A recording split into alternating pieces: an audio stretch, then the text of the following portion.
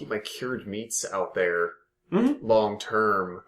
Like, it'll be a substitute for having, like, an extra ice chest in the basement. I'll just put my extra steaks out in my grave hole in the backyard. Sure. In my grave hole. Yeah, let them do it. Why not? You know? That's the name of a porn. I mean,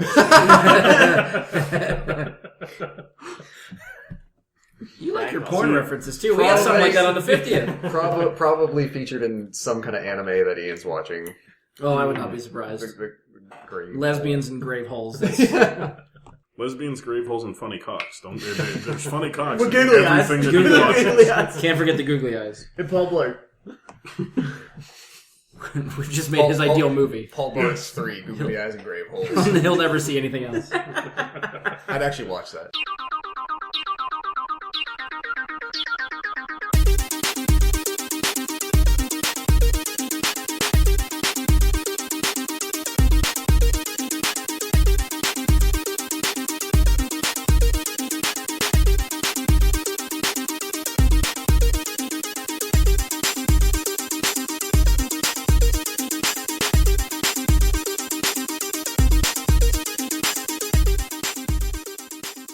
Hello and welcome to a very special episode of Brag and Super Friends.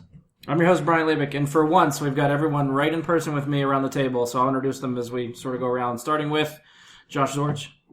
I'm here. Mike Bradley. Also present.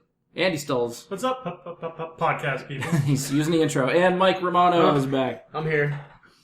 Noticeably absent is Ian, of course. He just doesn't like these special episodes, I guess. So we'll be talking about him. I have no doubt of that. I know I have a decent number of clips from him, so you'll at least hear him in spirit. But guys, we've made it to 100. That's fucking crazy. It's hard to do. I know. I was surprised we made it to 50, honestly. So the fact that we kept going for another 50, that's pretty awesome. So for anyone that listened to the 50, or the 50th episode, we're doing sort of the same dynamic. We're all in the same room. It doesn't happen often enough, so we do it for these special ones. There's a chance this could go off the rails very quickly. I think it happened the last time pretty well. So we're trying to stick to the same format. We're going to do some clips that we've done in the past. I've got a few other talking points, some topics to suggest for these guys. We have some listener questions. I'm going to refer to them as listener questions, even though they're not provided by people that actually listen to the podcast. But good enough. Losers. Yeah. More podcast for us. Yeah. So they're going with whatever because I tried for weeks. You guys know. I was putting that at the front of all the episodes. These are where you contact us. Give us some questions. We have to really beg to get questions. So we got a few when we started begging. But again, I don't know how many of these people actually listen. They're just going to... One of the questions that I got is buddy who actually listens to the podcast. Okay, well that's good. That's good. Does that count? That works. I will take it. We have an introverted audience. That's why we're not getting questions. Everyone listens. No one comments. So. Right. Well, I think a few of the people I got questions from will start listening. Okay, well that's a plus. So they'll be ready for 150 then when we get there. Yes. Okay. Perhaps. Everyone's podcast could be someone's first podcast. That's right. Virgin Run. All right, so being that this is the 100th, one of the questions I'm going to ask these guys, I was digging around through the stats that I can check for where I host, or the site that hosts the podcast for me. As far as I can tell from the numbers, they count number of downloads. I don't know if this counts number of streams, like if someone just streams it through their phone or not. I'm still kind of iffy how the stats are kept. So I asked you guys ahead of time, and this is just based on what I can look up and the numbers I'm seeing. Do you guys have any guesses what the top 10 most downloaded episodes of this podcast are? I think I know number one. I don't know any order or where they might fall, but... I mean, I'm not looking for exactly I know that one's the first one. Is it included in the top 10? Yeah. I have inside information on this already, so I'm going to kind of step back a little bit, because you've told me before, this was our new most listened to episode. I know, yeah. So something we talk about occasionally before we record. I'll just randomly look at stats and see what the numbers are and try to go from there. So I know, Andy, I think we talked about it recently. I don't know if you remember... Very little. Okay. So you are free to guess then. Yeah. So yeah, we've talked about it on occasion. I don't know whether I think some of the top 2 or 3, 4 episodes are probably around the same. Like if we talked about it before, I think that's probably the same ones. I don't think it's fluctuated too much. So So yeah, any guesses for any of the episodes that hit the top 10? I'll let you know if you're right. I'm gonna go with number 1 because for some reason I remember you telling me this once before, and I think it was the Ghostbusters, the female Ghostbusters. Because you said I thought you told me that it got downloaded like a ridiculous amount of times. Our review, or when we talked about the trailer? You have to be a little bit more It specific. might have been the review. The review is not on here. But the trailer one is. The trailer one is. So you're half right. Okay, I knew it was one of them. I knew it was one of them, and because I never saw it, so I wasn't on the review one. I think I did the trailer one. Yeah, the Ghostbusters trailer, when we talked about the trailer reveal, was... Cheater. it's currently sitting at number 7 out of our top 10. Nice. I'm going to say everyone loves an origin story, so I'm going with number 1. What's number 1? The first number one episode. No, that's not anywhere in the top 10. So everyone effing hates an origin story. Okay. On your list there, does it say who was on each podcast? I should have done that, but I didn't. Okay. You should have done rankings. I was gonna based on the top 10. Like, I was gonna say, you should be asking who are to the be most back on the popular show. Yeah. co-hosts. I would almost guess that Ian would be because he seems to actually have some sort of a following for his anime crap. Actually, just looking at the top 2, who I think he's in there for, I think Bradley might be the most popular guest here. I know he's on the number 2 episode. I don't know. I think he was on number 1. Then the number 2 episode has to be the Snoke theories. The Star Wars theories with Snoke, Rey, and Finn. That we threw that together last minute. For whatever reason, the topic we had that week Crashed. wasn't working for something. I can't even remember what we were trying to do. And then I think Eric hit me up with that Mace Windu is Snoke theory, and I was like, "What the fuck is this?" And then the more I went down the rabbit hole, I was like, "These are all crap. We have to talk about these." So then, I think it was me, Bradley, and Ian talked about that for an obscenely long time. Mm-hmm. So yeah, that was the most popular for a while, and that was dethroned by a later episode. Okay, And I believe that is Doctor Strange. Doctor Strange is our number 1 most downloaded episode. The review? The review of Doctor Strange. Really? Why, I don't know. And it's by like a big so margin? the tally that I have, number 2 was downloaded 239 times. So that was the Snoke theory, Star Wars theories. Doctor Strange is at 297. Damn. I don't know what it is about Doctor Strange in that review that everyone really likes it, but Somebody could not get it to download. I will take it. If it tallies the Their numbers, internet connection kept crapping out, so they had to start iTunes over every time. yeah, I will take it. All right, so you've nailed 3 of the top 10. Any more guesses? Is that specific to iTunes, or does that encapsulate It pulls from the other sources. So, but I don't think you can download through iHeart. I think it streams through iHeart. So I don't know what kind of stats. I didn't look that closely, so maybe I'll have to try to remember to do that the next time. I would venture a guess that they probably say maybe our 3-hour long discussion on the 2-minute trailer of Force Awakens has got to be I somewhere was in going to there. guess on that. I have really to like say- those episodes. It's not in the top 10. Really? I would guess Rogue One review. Yeah, I would think that'd be on there too. That is also not in the top 10. Civil War review? Not in the top 10. What the fuck? No one likes our reviews. The 50th 50th episode. Not in the top 10. What about the favorite movies? Or The- most the- anticipated the top, movies? top 10 episodes? Of 2016. Which top 10 for I'm going to go with anticipation, 2017 or to get more people to get involved. Give an extra year. I'll say the top 10 review. We did the top 10 favorite movies of 2016 is at number 5. The only one of our top 10 list that made it. Oh, That was really? a while, right? I think I did that one. Okay. Um, Then What I'll say about the most Guardians anticipated? 2 trailer episode. Most anticipated is not. Okay. Batman v Superman. I was thinking that. Crap. The review. Garbage. Just because it was such crap, people were going to be like, I want to listen to this. It was such a fucking train wreck of a Yeah. podcast. I'm going to listen to this. You guys are sort of both right. There was episodes that involved those, but had other stuff to them.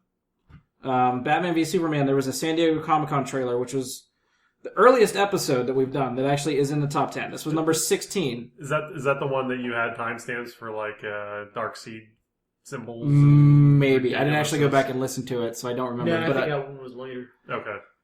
but this was the San Diego Comic-Con from, I don't even remember what year it was, but It had to be 15. Batman v Superman, Suicide Squad, Deadpool, Star Wars Behind the Scenes, and the female Ghostbusters reveal was all from San Diego Comic-Con that year. Yeah. I think I was on that one. So that was episode number 16. That is number 9 of the top 10. And then Guardians, we did some other trailer reviews with Guardians. We did Spider-Man Homecoming, The Mummy, and Transformers Last Night. Garbage. for that one. That is number 3 out of our And then- top 10. Oh, wow. And this was So I a was playing Guardians 14, Yes. trailer? Yes. Okay. Spider-Man Yeah, that was a Homecoming, trailer Guardians Volume 2, The Mummy, Transformers Last Night. All 4 of those trailers were Yeah, covered that was in number that 3. episode. I'm So gonna, you got- I'm gonna cross my fingers and hope against hope. Fantastic Beast review. Number 6. Yes! It made it in the top 10. Freaking A! I remember that one. I am vindicated. That was a fun one. That was a lot of fun. How about the celebration episode? Nope, not top 10. Oh. So how many do we have left still? 4 or 5? 3. 3. Oh, it's gonna make it harder. All of We've them done so many, I can't. are in the last 25 episodes. Okay, I've wow. done too Some many more of those. current. So it seems like the We've gained higher end, listeners. more downloaded ones are more recent episodes. They're definitely in this chunk, the 50 to 100. Yeah. So maybe that just means we're gaining popularity. Logan Makes sense. review. Logan review, no. Logan trailer. Among other things, yes, there is Yeah, one there with was the a Logan lot trailer. with the There we go. Logan. What else was on with the Logan? This was number 82, episode number 82. Star Wars title reveal. Last Announcement Jedi. of the Batman director, X-Men TV show, Logan, and Power Rangers trailers. So that was our number 10 out of 10. Oh, Power Rangers review. Not in No. there. Oh, Not that was top a- What 10. about the That was a good Nintendo one. Switch episode? Not top 10. E3? It's actually, being that was pretty recent, and it's almost cracked 100, I think it's like 85, 86, somewhere in there. It seems like it's definitely the most popular E3 I've done, because the other two were barely cracking 50, so that one's getting up there, but not as high as these ones, so it did not make the top 10. But there's still time. It could come back. When we get to 150. It's just stewing there. I'm going to It's- hashtag the shit out of it. And he's just going to listen to it every day. It's like, so it's been about 14 months, I think, since we recorded the 50th episode. So in like August or September of next year, you have like a 13 to 14 month campaign Oh, to yeah. really get Just like download, uninstall, download, uninstall, download, yeah, uninstall. this year's This E3 one's going to have episode 365 downloads because Andy being downloaded Every day. every day. Plus the 85 that it already has. You know, I haven't tested that theory. That might be one to try, just to see if to bump the numbers up. Download them, like delete them all, re-download them all, delete them all, re-download them all. Fudge some numbers. Either of your Star Wars movie watching experiences with Nick and Vanessa? No, No. those did not make the top 10. Was that story of Star Wars Virgin, whatever? That was, I tried doing Yeah, that, and yeah. I got to Empire. We did A New Hope, and we did Empire. Yeah. A New Hope went really well. Empire, she wasn't having it, and then we haven't done any more since then. Yeah. Why? Empire's like the best one. It was It's my favorite one. still mine, but it's like I was getting answers on A New Hope, and then when we got to Empire, it was like one-word answers for everything, and like I couldn't get her to elaborate what she thought of the movie, and I was like, all right, well, this probably isn't going to work anymore. Yeah. I got to find a new Star Wars version and try that again. So we have 4 more to get through. 2 left? 2 left. 2 left. Oh, man. Both of them have Star Wars things in them. The announcement of Ben Affleck as Batman. No. So, The Star Wars Last Jedi trailer. Yeah, so the Last Jedi trailer review. This is the most recent one we've did that hit the top 10. Episode number 92, Last Jedi and Thor Ragnarok trailers. That's our number 8. I was pleasantly surprised when that episode went up that there was enough room left on the recording to talk about anything else other than that Last Jedi trailer, since the one for Force Awakens was like a 2.5 hour episode. Force Awakens, Rogue One I think was pretty long too. Were you? I Yeah. think you were there for both of those, right? I'm pretty sure, yeah. And those seem to be very like single topic episodes because Yeah. so the fact that you fit anything else on the Last Jedi one was Well, really amazing. I mean, the sad thing is on that Force Awakens one, we could have kept going. That was the problem. I'm like, at some point, I was like, I gotta go to bed. It's like 11 o'clock. I was like, I need to go to sleep. I think that was the one I had to cut out early because I had to go to work. Probably. Yeah. I think with The Force Awakens, it was an entire new universe for Star Wars being started. that's true. Whereas The Last Now you've Jedi, had we 2 know more so much chapters. about it already, and we're Yeah. not in the dark anymore. That's so, a good point. Yeah, because that whole Force Awakens was all just speculation and guessing. So That was like, how much does Ray staff mean to people, and what role is this thing going to play? We went on for freaking like half hour, 45 minutes about the damn staff, and it plays no importance whatsoever to the story. other than hitting a couple guys, Yeah. that was it. I don't think she even ends up with the staff at the end of the movie. She still has it. No, she Oh, does. yeah, She's she does. climbing When she- up the mountain yeah. to go see Luke It's with it. still So- strapped. Well, it doesn't. So- it doesn't like become an integral toll. Right. Yet. It could. Yet. Jury's still out. I still think there's a kyber crystal in it. In the staff? Yep. That's my It's a guess. secret lightsaber. Maybe it is. Secret lightsaber. There you go. Well, when they show that in the Last Jedi trailer, we'll be sure to talk about it again. Yeah. Oh God. Whenever the next Last Jedi trailer comes out. All right, I so guess we the got last one left. has the Clone Wars season 3 or 4. not trailer Clone Wars, review. Rebels. Oh, Rebels. Yeah. Yes. Yeah. It's a Rebels season 3 discussion and a What's Up With You. The only one that had, I think, What's Up With You stuff in there. Is it the finale? That was just our. I think that was talking about upcoming season 3.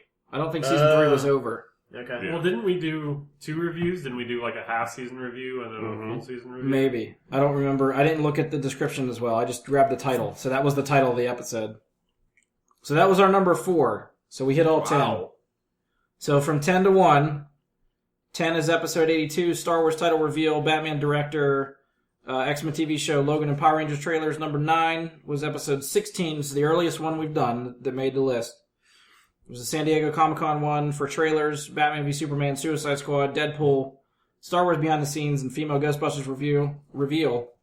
8, episode 92, Last Jedi and Thor Ragnarok trailers. Number 7, episode 40, which was the Ghostbusters trailer. Number 6 was episode 74, Fantastic Beasts review and discussion. Number 5 was episode 81, our top 10 favorite movies of 2016. Number 4 was episode 79, Rebel Season 3 and What's Up With You.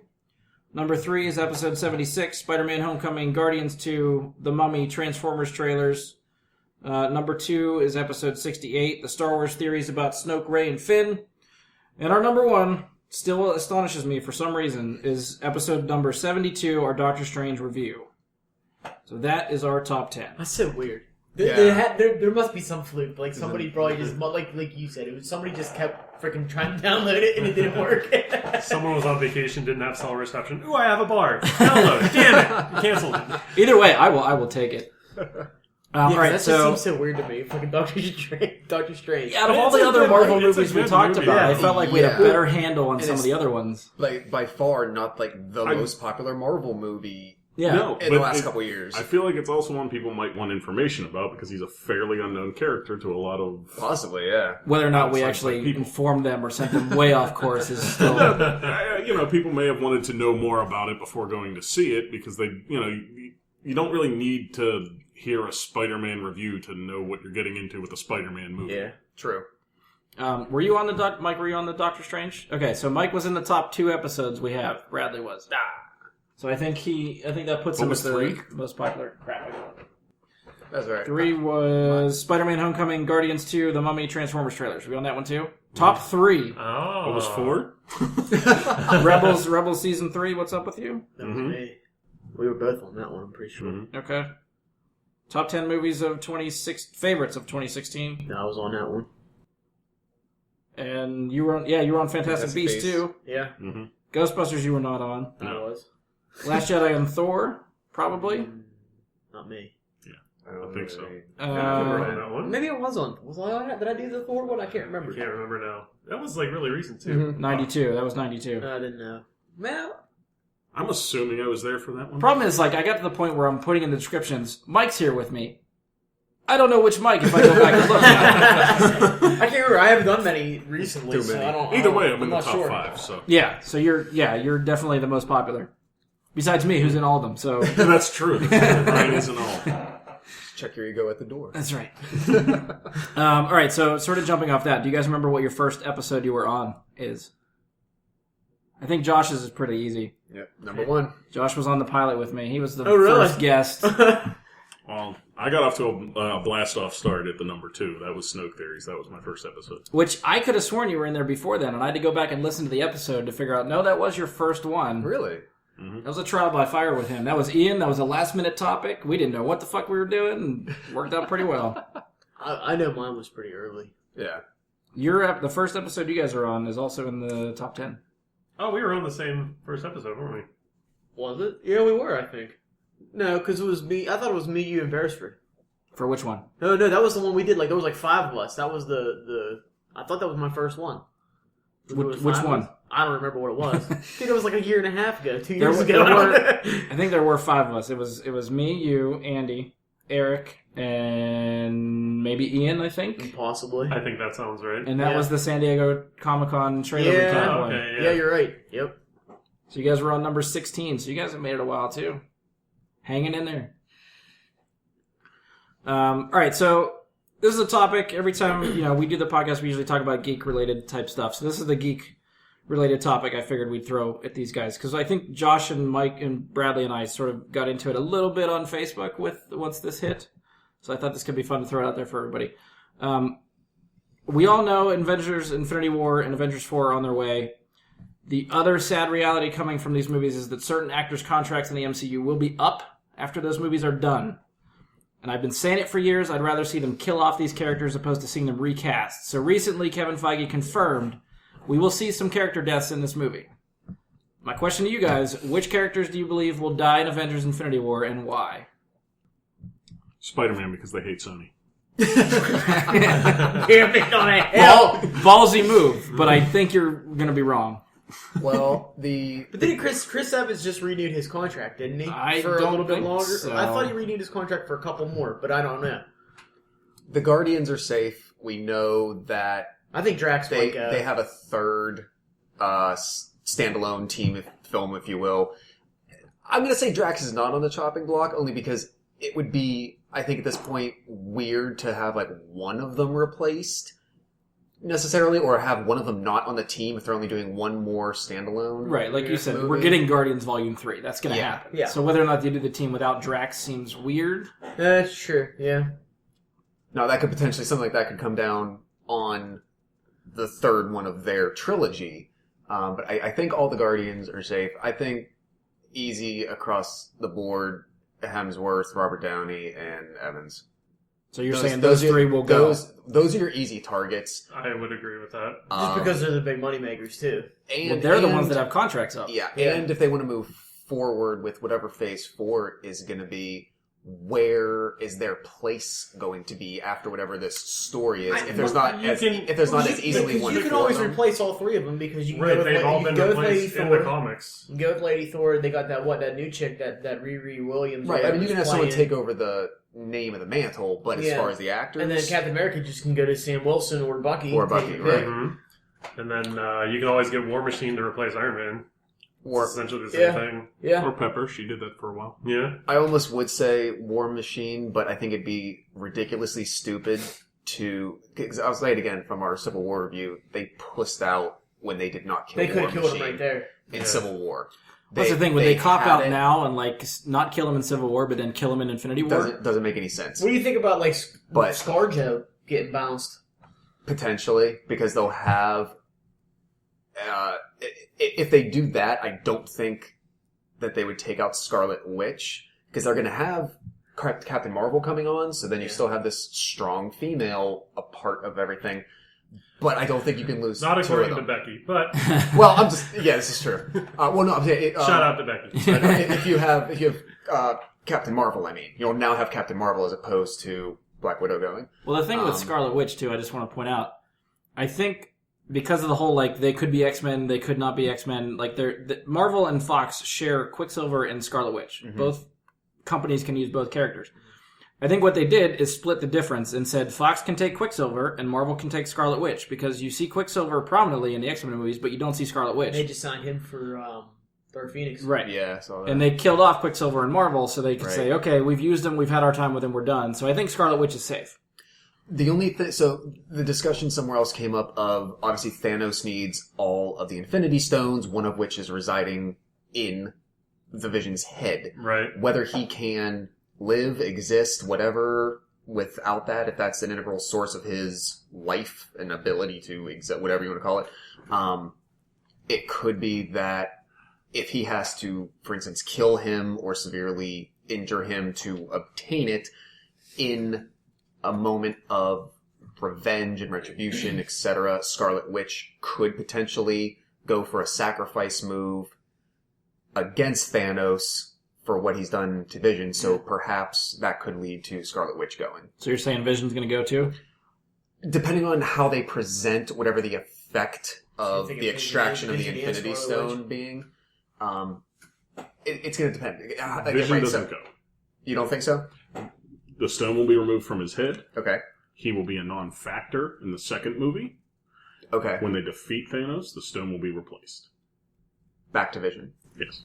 So, okay, so maybe that's sort of a jumping block. So do you think most of the first half of, I know they're not calling it part 1 and part 2 anymore, but that this first Avengers 3, whatever, is going to be a big, I don't want to say setup just for 4, but it's going to be the build up to Thanos obtaining them all, and then it's going to be 4, Thanos handing them their ass as he obtains all of them. Okay. And then 4 will be we have to going and against get him him, and all that. You think that's how it's going to go? Are they still, like, this might be a little off topic, but are they still doing them, like, back-to-back, like, one's coming out 2018, one's coming out 2019? Yeah, they haven't changed Okay. But there's movies in between. Well, I know there's There's movies in between, but I didn't know Yeah. if they were, bang, bang, right Yeah, back-to-back still. What movies are in between? Miss Marvel and Black Panther? 2 months. No, Black Panther is right before Infinity War. You're right, yeah. Right after it is Ant-Man and the Wasp. okay. And then the following March is Captain Marvel. And then Avengers 4, like the following May. And then Guardians 3 would be after that. Yeah, all that's Yeah, I Phase think it 4 is. Is that stuff. nine- Are they citing that for 19 or 20?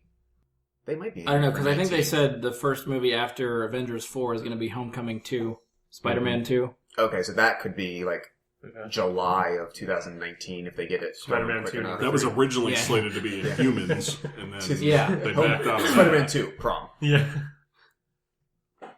But I personally, I don't think you're going to see them all go. Thor, Iron Man, Captain America, they're not all going. Yeah, you can't get rid of I don't see them getting rid of the big three, You but have to have leadership somebody in there's left. going. You can lose at least one, if not 2. You Absolutely. can. Of the And all Trinity. those, and all 3 of them are able to be re-signed on contracts. Right. The one I see going is Iron Man because his contract is just too fat. He was very smart when he signed his original contract, and he just gets too damn much money from them for them not It to would just be kill so him hard out. to see somebody else playing. But they part of don't. Iron They Man. don't have to though. Yeah. That's the thing about the Avengers, that once you've done Civil War and you've done that whole story, Iron Man is not necessarily a quintessential piece that they cannot solve with something else, because It's just so weird. Bruce It's is so the weird to see. It's just so scientist. weird to see, you Yeah. know, Robert Downey Jr. not as Tony Stark, because he is perfectly cast as Tony Stark. Yeah. he is. That's what I'm saying, is that It's you just don't weird. necessarily need Iron Man. You don't need Tony Stark. You Yeah. don't need that. You have other So I intelligent characters that Yeah. can take that role. think they can move forward without an Iron Man, like without anybody else being, Right. oh, I'm the new Iron Man. I think Captain America, I think would not only be interesting to watch one of the other characters I do can see it. that. I can absolutely see that. I think But they I will think have the team learned kinda at needs it. least something from the comics, because somebody else takes the shield, becomes Captain America. The comic sales drop like crazy. Steve Rogers must come back, save the comics, and bring the sales back around because Captain America is actually back. Mm-hmm. It's just happened several times where, Sam Wilson had the shield for a while, sales dropped, let's bring back Steve Rogers. Bucky had the shield for a while, sales dropped, let's bring back Steve Rogers. It happens no matter who picks up that shield. If it's not Steve Rogers and the actual Captain America, people get upset with it. And So they I don't got- read it as much. 2 points I want to make. One, jumping off the Iron Man thing. Is anybody reading the comics or aware what's going on in the comics right now with Iron Man? No. Tony Stark is not Iron Man. There is a female Iron Man. Yeah, it's at Riri Williams Yeah. or whatever. Yeah. So if Robert Downey gets killed, they could just bring in a female character to put on the suit and be Iron Man. Exactly like Thor. Yeah. Well, not killed. They could. I just don't think Yeah. in the movie universe it would work as well. Specifically because Robert Downey in embody such a big that so well. Like, they're not going to have someone recast as Tony Stark. I get that. But that's the alternative. Either you recast for Tony Stark, or you put someone else, another character, in the armor. You gotta figure that the people that watch these movies are the diehard fans are probably still the minority of the people that watch these movies. Right. We're talking probably 30%. Okay. That are the diehard fans. You remove Tony Stark as Iron Man, ain't nobody gonna understand why this. If let's say they go with this Riri Williams, they go with some young black girl, they're gonna be like, what the fuck? Because they just missed everything in between. Yeah, they Well, don't understand what's going on in the They comics. miss Robert Downey Jr. So it would almost be better off you're just going to get rid of them, and let it be War Machine. Let War Machine be the Iron Man person. So the other point I was going to make too is I'm saying these characters should die. I'm not saying they shouldn't come back. Like, if people need a break from these movies, kill them off, and in 5 years they decide they want to come back. They, like Mike said, they do it in comics all the time. It's a cop-out, I'll give you that. Well, it's a cop-out, but movies don't work as easily as comic books. No. Bringing out of nowhere Tony Stark back into this, 7 years later, a phase later, all of a sudden, oh look, he's going to resurrect his Iron Man for, a movie or two, and he's going to be 60 years old. I just don't think it works very well. As opposed to a resurrection, I think it works for at least Cap that he puts the shield down and walks away from it. Okay. Same thing for Tony. You could put the shield down and walk away from it. I don't see it happening. I don't see Thor dying at all. I don't see any reason for them to kill off Thor. I don't see any value in it for them. They'll re-sign Chris Hemsworth. They'll keep him there. Sure, his movies have been the underperforming movies, but he's one of the most beloved characters. It's just the movies themselves fail. And they're going to lose a good portion of an otherwise uninterested female audience with taking Chris Hemsworth out of the mix. Is he the most beloved character, though? I feel like if he was... I didn't say he's the most beloved. I said he is a beloved character. I was going to say, I think his movies would perform better if he was more beloved. No. I mean, it's no doubt it's Robert Downey Jr. is the center of this universe. Don't you think Chris Hemsworth might get a little irritated that his movies keep getting... I think he's going to see a big uptick this time. He don't give a fuck. He's getting paid. I said, I don't know. Marvel is notorious for paying even their marquee stars. Even for Iron Man 1, I just listened to something that did a real good review of sort of the business end of the Marvel contracts. And for Iron Man 1, Robert Downey Jr. was only originally signed for one movie. Mm-hmm. And because they didn't know how this whole universe was going to go, they didn't know... It was only after test screenings of Iron Man did they even decide, you know what, this idea that we have, we're going to run with it. And then they filmed that post-credit scene with Nick Fury. I'm like, all right, we're getting good reaction, balls to the wall, let's go for it. So it was when his second contract came around that he's like, all right, now you're going to pay me what Robert Downey Jr. is worth, not only as a established movie star, but as this marquee foundation of what you're trying to build. Most of the other stars, Chris Hemsworth, Chris Evans, Black Widow, initially their salaries were not what you think they are now. It wasn't until Avengers finally hit that they really started to say okay, here's your several $1 million per picture. Think of what they've already confirmed in at least Infinity War, if not Avengers 4, that there's 80 characters on screen at one time. There's a lot. There's a frick. So the thing is, now you've introduced all these different phases. You have a brand new Doctor Strange, a Captain Marvel, a Black Panther, Spider-Man to reintroduce all this stuff.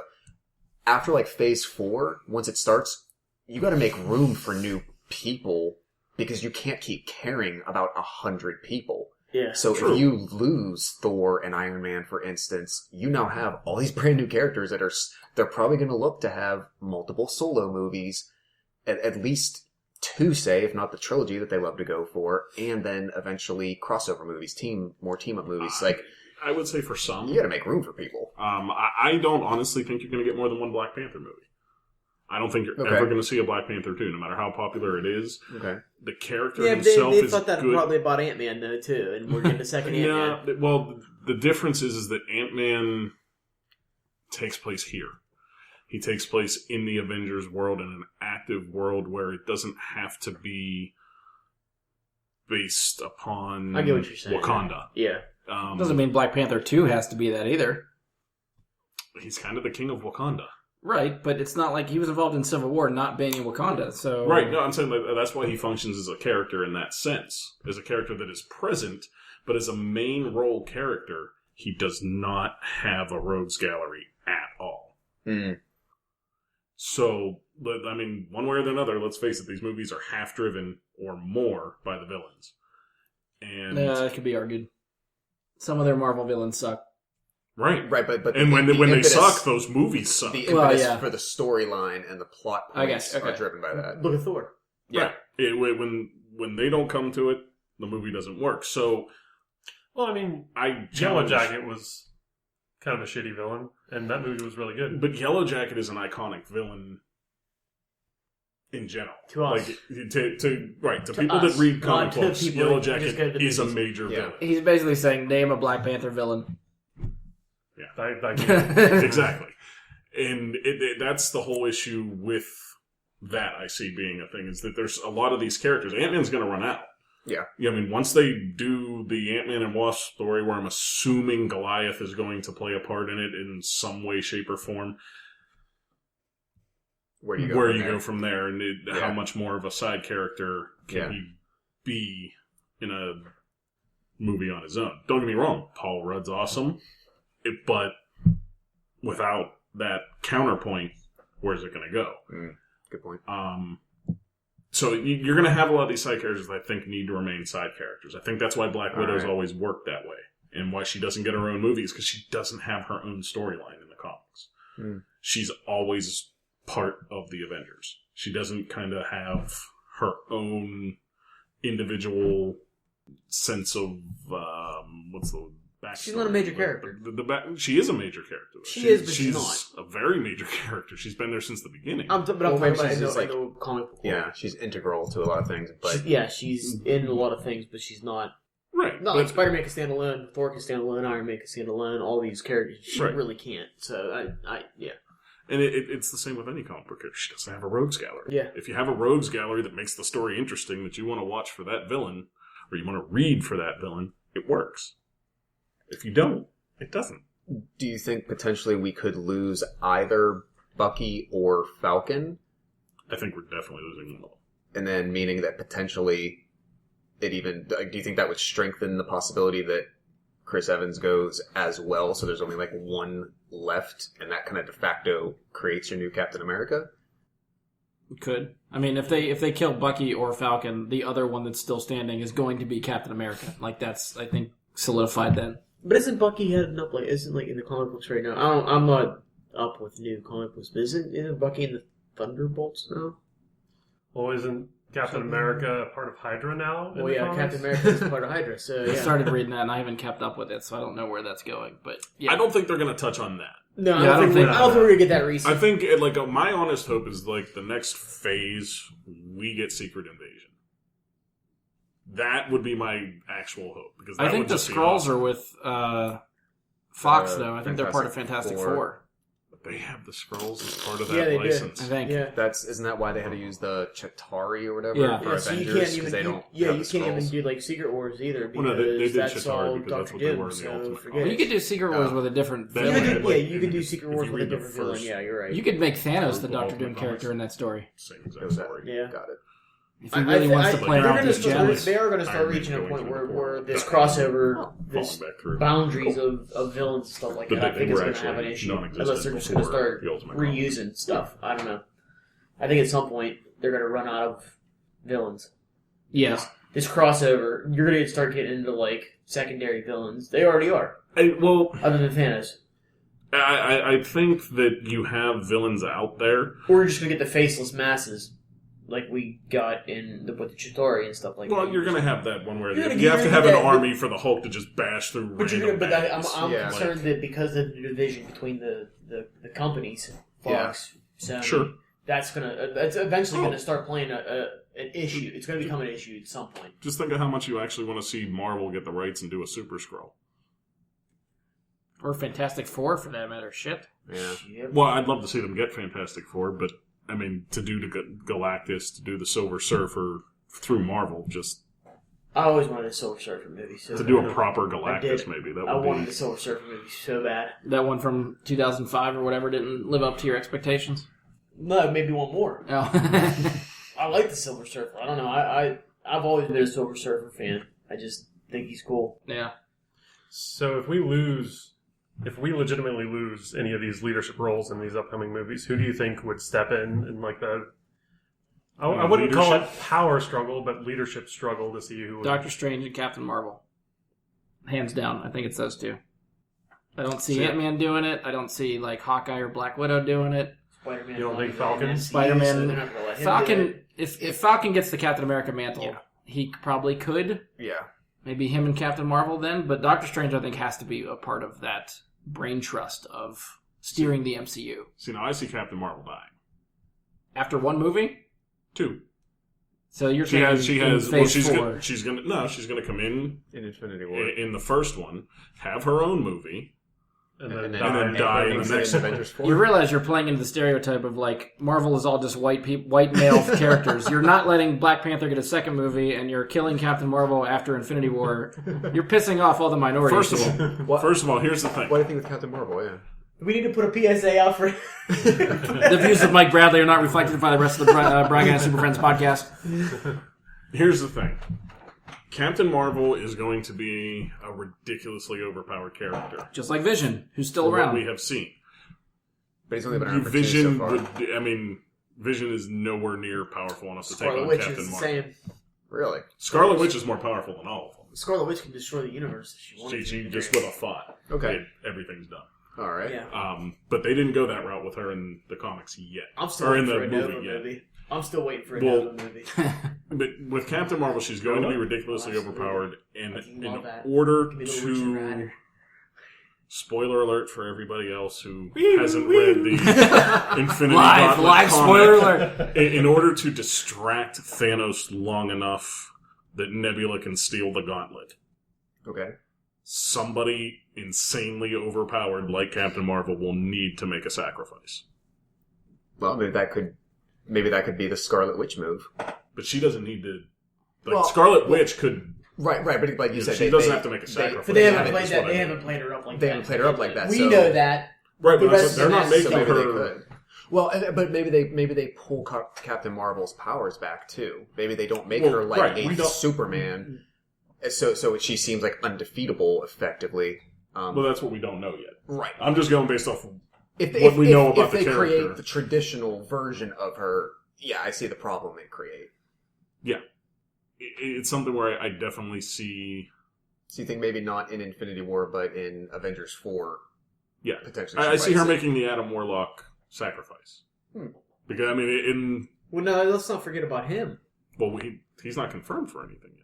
But they've made mention of him though, so there's a possibility that it could get twisted that way too. the Sovereign somehow get involved. They're in- saving him for Guardians 3, hands down. He That's will what not be I in Infinity War. thought. That's Right. true. That's my guess too. along those They'd have to lines. set him up. There's too much shit going on in this movie. You can't introduce a new character like that with that importance for that No, saga. I get I what mean, you but there's a remember possibility. that's the way that Infinity Gauntlet ends, is that, Adam Warlock Yep. is planning all this out from behind the scenes on how to take down Thanos. And he watches the Avengers go at it, and he knows they're just wasting their time.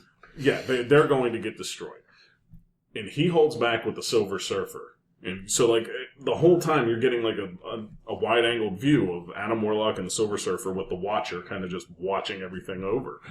And Adam Warlock ends up sending the Silver Surfer in as, the ace in the hole that he knows really isn't. And while Thanos is somewhat distracted by the Surfer, Adam Warlock distracts him enough that Nebula then is able to remove the gauntlet. But we're never going to see the Which Silver Surfer, probably so that's won't not happen that way since we don't have Adam Warlock yet, or Right, Silver Surfer. They can't and that's use. why I'm saying that we need Captain But they Marvel did to be that introduce the character. Watchers Yes, they did. for the first time. Yes. Yeah. But not Uatu. Not Uatu. Oh, sorry. Not Yes, the Watcher. the race of Watchers. Sorry, don't It's wanna- the- don't You wanna- gotta read the fine print. You Don't- gotta read the fine You print. don't want to offend the Watchers. my glasses aren't strong enough. We'll get our All right, for the first record, email from the Watchers. Around the table, who do you think is gonna die? You're Uh, Josh, you still sticking with those three? I'm going with at least 2 of the 3 of Robert Downey Jr., Chris Hemsworth, or Chris Evans. Not solid enough to pick 2 of those 3? No, because they could go a lot of different ways. Okay. But I think it's going to need to be something impactful enough, and with again the contract stuff and whatnot, 2 of the 3 at least are gone. Okay. Bradley. I say Iron Man, Captain Marvel, and Panther. Okay. By the end of Infinity War or 4? By the end of 4. Okay. By the end of the whole story they're trying to tell there. Andy. I don't think Marvel's going to pull any punches this time. I think it's the big 3. Going all of them. Cap, Thor, and Iron Man? Mm-hmm. Romano? I'm going to go with Cap, dead, and Tony Stark severely traumatized because he's already been there, that he just walks away. So they keep Robert Downey Jr. alive and well somewhere to possibly bring him back later. Yes. Okay. Thor's making the cut for you. Well, I don't see them bringing back Natalie Portman, so... As Jane Foster. She's already said She's done. So done. they had to recast Jane Foster, which would be fine because it was, 2 movies? I don't even think they're going to 1.5 movies. Not to mention Natalie Portman will look awfully weird carrying around Mjolnir. Yeah. I mean, they need somebody... She's kind of tiny. They need somebody badassery. I don't know who they'd get. So, I don't think Thor will be touched, to be honest with you. Okay. What? Nobody even thought about this. I just thought about this. Oh, what about Hulk?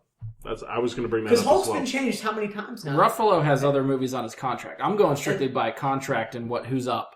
And well, yeah, but they also, because they got that new 6, dude. I think. What's that new dude? The new dude who's played the totally incredible Hulk now? That Asian guy. Yeah. Oh. I can't think of his name. Cho, I think is his last name, something like that, maybe? Well, In the comics? Yes. Yeah. I see that you're going to get a World War Hulk movie or a Planet Hulk movie. You're going to get a solo That's true, Hulk so movie. you're probably not going to get... That's going to happen. Maybe. They haven't announced it, but it's going to happen. No, I don't think There's that's too much happening. money in it. You think Phase 4 even, like, it won't... They can't figure out how to do Hulk, just like you're saying with Black Panther being in a solo movie. They can't figure out how to do Hulk like that. They've tried twice. Neither one has worked. Marvel does not want to do that again. They have not done Red Hulk. They haven't, I think they but- need to do Red Hulk. I'm not saying I don't think they will. I don't think, because Red Hulk isn't even, is he part of Planet Hulk or World War Hulk? Does he have to be? Well, that's the storyline you're No, pulling. I'm saying they could Again- cut him into it. Again, You know what I mean? Like, 25 to 30% of probably the people watching these are the diehard fans that know what happened in comic books. True. We'll even give it a little bit more. We'll say 40%. So the other 60, the rest of the masses don't know shit. I feel like You from a can practical... sell whatever you want. I mean, we got the Guardians of the Galaxy. That ain't even really the original Guardians of the Galaxy. Yeah. And that's what they think they are. So, I mean, from a practical sense, I just don't think... I think a Hulk solo movie is too expensive. Because you have to have motion capture Hulk on screen all the time. People don't want to pay to see Bruce Banner trying not to be the Hulk. They want to pay to see the Hulk. You can't have Hulk in a 2-hour movie just being the Hulk. I'm telling you that if you have a 2.5-minute trailer where 45 seconds of that you see Hulk in gladiator armor, you have $1 billion movie. People are going to go and watch it yeah, whether that was it the best sucks or part not. of that trailer. That was the best part of that trailer. So if you show that as being, this is what happens after Hulk battles Thor in Ragnarok. Okay? Or after Infinity War, he ends up on his own planet, ruling the planet, because he loses control and cannot revert to being Bruce. I want to see Wolverine versus the Hulk and the Wendigo. Don't we all? The thing that they improved upon, and finally, in my opinion, kind of cracked a code with the use of the Hulk, going from Eric Bana to then the Edward Norton version, was, right, those 2 movies were, the plot surrounds Bruce Banner trying to cure himself. Bruce Banner trying not to become this thing. Whereas with Ruffalo, not only as an actor, but just with the script, with the stories, they made it a tactical thing.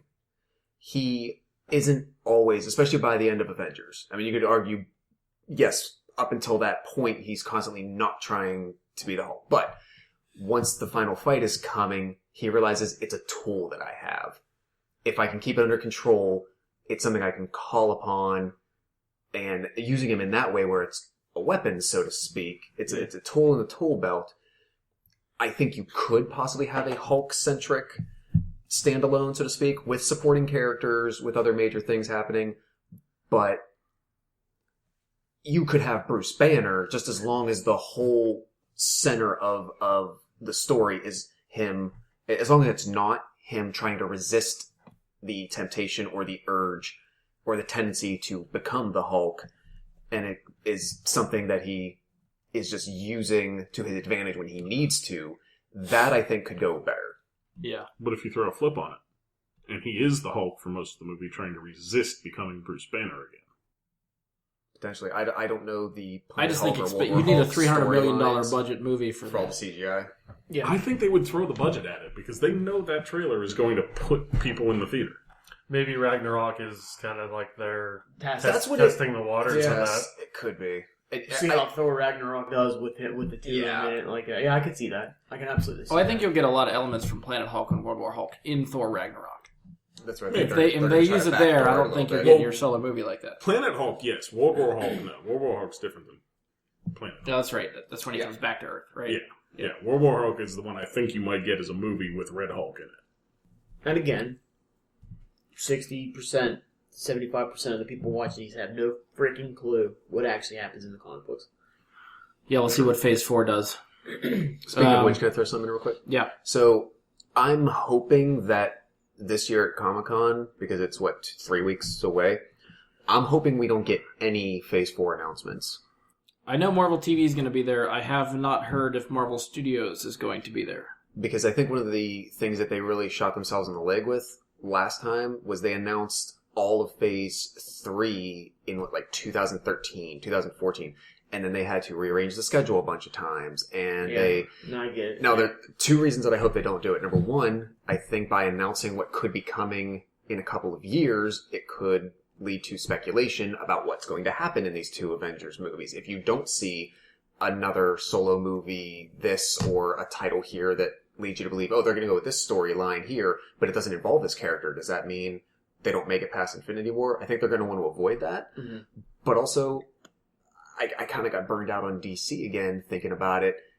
They, made these announcements. Here's what's coming 7 years from now. Just calm down.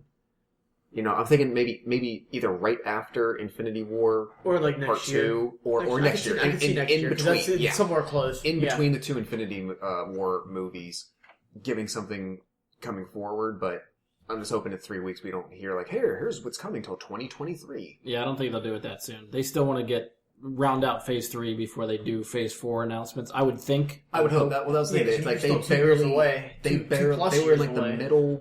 beginning to / middle of Phase 2 when they gave you all of Phase 3. Yeah. So I just hope they don't do that again. And let's also not forget that eventually this is going to fizzle out for mainstream audiences. Sure. Just like everything does. Eventually it's going to fizzle, so they may not want to put too many plans out ahead. Quite true. That was all. Especially with the budgets that they're sinking into these. Yeah, but they're still making them back. Don't so- make Oh, no, they Yeah, are for absolutely. now. That's what I'm saying. It's 2 or just 3 4. it will fizzle out eventually, and then it'll come back 15 years later.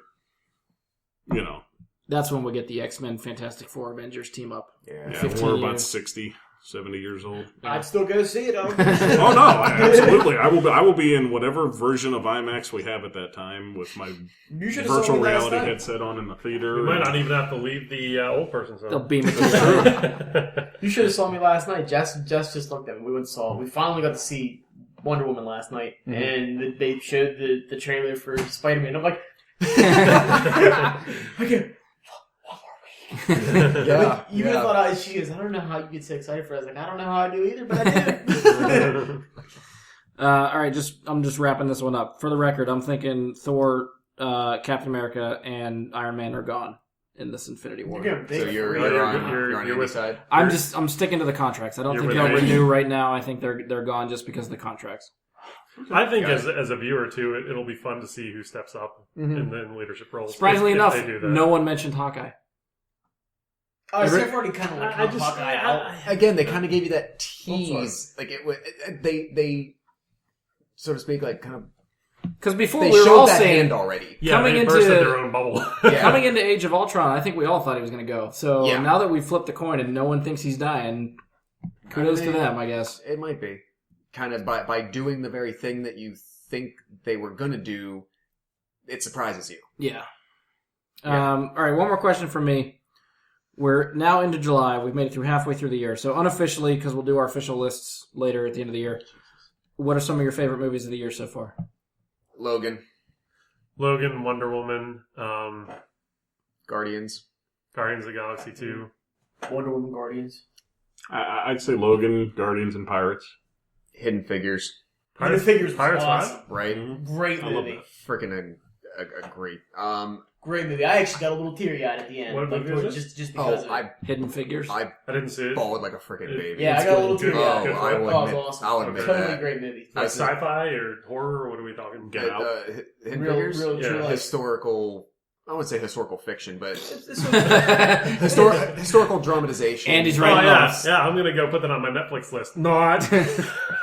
Really effing good, man. Okay, I will But probably check it out. It was Seriously. actually really good. It was the first 3 black women in NASA. Oh, okay. It's incredible. All about trying to get to the moon. Oh, cool. Yeah. And playing off of that with some African American history, I would say Get Out also is Surprising. a huge surprise for this year. It was more, they built it as like Jordan Peele made it. It was billed as a Oh. horror movie about race. It was not a horror movie. It was a thriller, psychological Suspense. type suspense. It was good. Don't get me wrong, but I think they didn't know what to do with this movie. Can't think of what else I So- saw this year. Yeah, I'm throwing it at you real quick. Split. I still have to see that. Split. I Was heard it's excellent. so goddamn good. You like that? It's M. Night Yes, it did. Shyamalan. Oh, that Oh one. my With God. Okay, McAvoy, where he has Yeah, multiple yeah. personalities. Okay, yeah. I thought dug it a lot. He was good, and I thought the movie was awful. Okay, fair enough. I could see why someone would think that. Are I you, can. Are you It's an usually M. Night Shyamalan opposed to movie, of M. Night course. movies? Kind of. I mean, to be fair, I wrote Shyamalan off a long time ago. Oh, yeah. Yeah, same here. But There are a the- couple Common of, sense, basically. there are a Yeah. couple of M. Nights I like. I really like the one with Bruce Willis where he's actually Unbreakable. Unbreakable is Oh, awesome. Yeah. But the rest of them are kind of like The last like 5 movies he made prior to The Visit were terrible. And we saw The Visit after we saw Split. And I was like, oh, okay, he kind of got his footing back on there. Like, whatever him and Blumhouse are doing together seemed to be a good partnership. So, yeah, whatever they do with this, like, Unbreakable sequel, Split sequel, melding thing, whatever they do, I think it's going to be pretty cool. I just recently saw Baby Driver. I love Baby Oh, Driver. freaking Baby Driver was awesome! Surprised the hell out of me. just It was the great. title of the movie confuses the shit out of me. Yeah. So is it Baby Driving? I don't understand. From what I understand, is Baby Driver is the title track is the title of a song somewhere that helped Edgar Wright influence the movie. But it's about a character named Baby who drives for heists and Getaways like, and a things. wheelman. He's a wheelman, Yeah. So it's just like a transporter movie. But, sort of. But, like, if a Transporter movie was good. It's really, really. You didn't like the transporter? the first The one. first one was okay. It's like if you take the best parts, best elements of Transporter, take the adrenaline of Crank, Oh, without, I mean, like I said, the adrenaline, sort of that just like ever going, pulsing, like moving, and then you throw in these like human elements, these relationship elements. It works really well, and the thing about like, there's not like a slow part to the movie. Like there's parts that aren't all car chases, but all the interactive stuff with like him and Lily James, for instance, it doesn't feel like it slowed the movie down for me at all. Yeah. It moves very well. It's written and directed by Edgar Wright. So if you like Shaun of the Dead, Hot I Fuzz. was going to say I love the trilogy. Scott Pilgrim. I will say I didn't think it was as funny as his other movies. No. But It doesn't sound like, just based on the description, that it's supposed to be. yeah, I mean, there's still jokes in there for him. It's very uniquely shot and integrated with music, which was really unique to me. I've never really seen it in a movie before, which I really, really enjoyed. Which immediately made me buy the soundtrack afterwards, so that's something. Wonder Woman for me is another great one. Logan, by far, is definitely in my top 3 still. Yeah. I liked it, but it didn't really do much for me. I guess, I don't know, I guess I'm kind of just overall the Fox X-Men movies. I don't know. I liked it, but I didn't like it at the same time. It's really one of those love-hate kind of deals. Sure. I was surprised, and was I on the Power Rangers review episode? Yes, I think it was just me and you. Okay, on the review episode, yeah. I was surprised at how well of a product I think they put forward with that. I can see why some people might not have dug it much, etc. But I was pressed with they could have easily polished a turd or come up with something like phoned it in, and I don't feel they did that. You can't polish a turd, but you can roll it in glitter. Yeah, you can. They did this on Mythbusters, though. You actually can polish a turd. Oh, can you actually do it? Yes, you can. They managed to do it. It was disgusting, but they did it. For me, because I was looking forward to it, I think it was like my number 3 on my anticipation list. I really dug the Belko experiment. Oh, yeah, okay. And it's sort of like that, and I think Underworld was, I think, number 2. Underworld has been on your list for a while. Yeah, now Underworld probably won't even make my top 10 of the year, just because there was so much quality put out this year so far, even. That doesn't mean that I don't look forward to those types of things. Like, Belko will probably make like 9 or 10, unless everything else blows it away the next part of the year. But, I did really enjoy it. Even though, like, they make high on my anticipation, I know I'm going to enjoy them, but I don't necessarily always consider them the best in the end. You know what I mean? Any other ones? We'll wrap it up and move to our next little section here. Nothing else? Nope. No, All right. I don't think so. All right, so now that I got my questions out of the way, I think this is where we'll open up for listener questions or whatever other questions we have. I know I have a few. I think Andy and Bradley have a couple. Yep. So if either one of you want to go first? I'll go first. So this question is from Ariana Hirsch from Atlanta, Georgia. It's a multiple point question, but I was actually hoping Ian would be here because he's one of our DC expert. Are there any movies out there, animated or live action, in DC with a storyline where Robin becomes or is the Joker? How does this story play out in the comic? How does he become the Joker? There is an animated movie.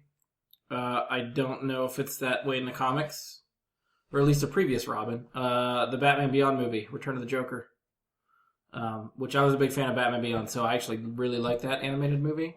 Okay. But it's all about, like, I guess, like, Joker captured a Robin, tortured him to basically to death, almost to death, and I think Batman saved him. Flash forward 20, 30 years to when Terry McGinnis is Batman Beyond, and suddenly the Joker seems to have come back from the dead. But it's not actually the Joker. It's this tortured Robin that has suddenly taken on the personality of the Joker. It's really good. I would recommend it. So it's almost like Robin got PTSD and then becomes the Joker?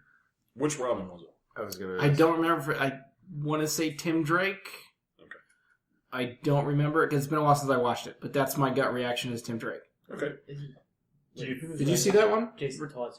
Jason Red Todd's Hood. the one. Yeah. It could be. It could be either one of Yeah. those. I honestly don't remember which one. But it's definitely not Dick Grayson. It's definitely not Dick Grayson. Yeah.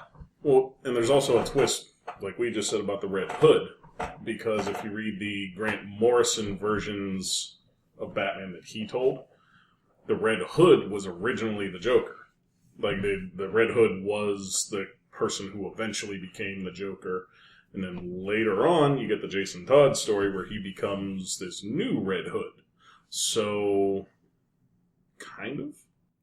6 degrees of separation, kind of. Yeah. So there's that story as well. It's not exactly that he becomes the cackling, white-faced, green-haired Joker. Mm-hmm. But he does take on the name and the mantle of the person that the Joker was. Okay. Do you think there's any possibility, this is just, me kind of spitfiring from that question, do you think there's any possibility we'll get that into a live-action story? Ben Affleck or whatever other Batman they choose? Val Kilmer? There was some hinting 80-pound overweight fella. at the Red Hood storyline in Batman v Superman when you see in the basement. Oh, he has- the cape. Yeah. You do have that with, the Joker scribblings on the uniform and all that. So, maybe. I've said for a long time I want that storyline in That would live be action form. That would be a Absolutely. very cool storyline, yeah. That's still one of my favorite animated DC movies. Is the Red Hood. Yeah. Yeah. Still one of my favorite. I don't know if DC's, I don't say ballsy enough to do it, maybe is the right word, but right now in their universe building phase and all that, I don't think they're going to try to squeeze something like that into a particular, like, standalone But if they Batman keep film. striking gold with, like, Wonder Woman obviously did very They've well. only struck gold once. Yeah, well, Yeah. I mean, that's what I mean. If they keep striking gold, Sure. they may eventually add that to their timeline. I don't think they'll Maybe. do it unless Jared Leto's Joker's done. I don't think you'll see Okay. it while he is still Joker. And what is his contract like? I don't know how many movies they have him for.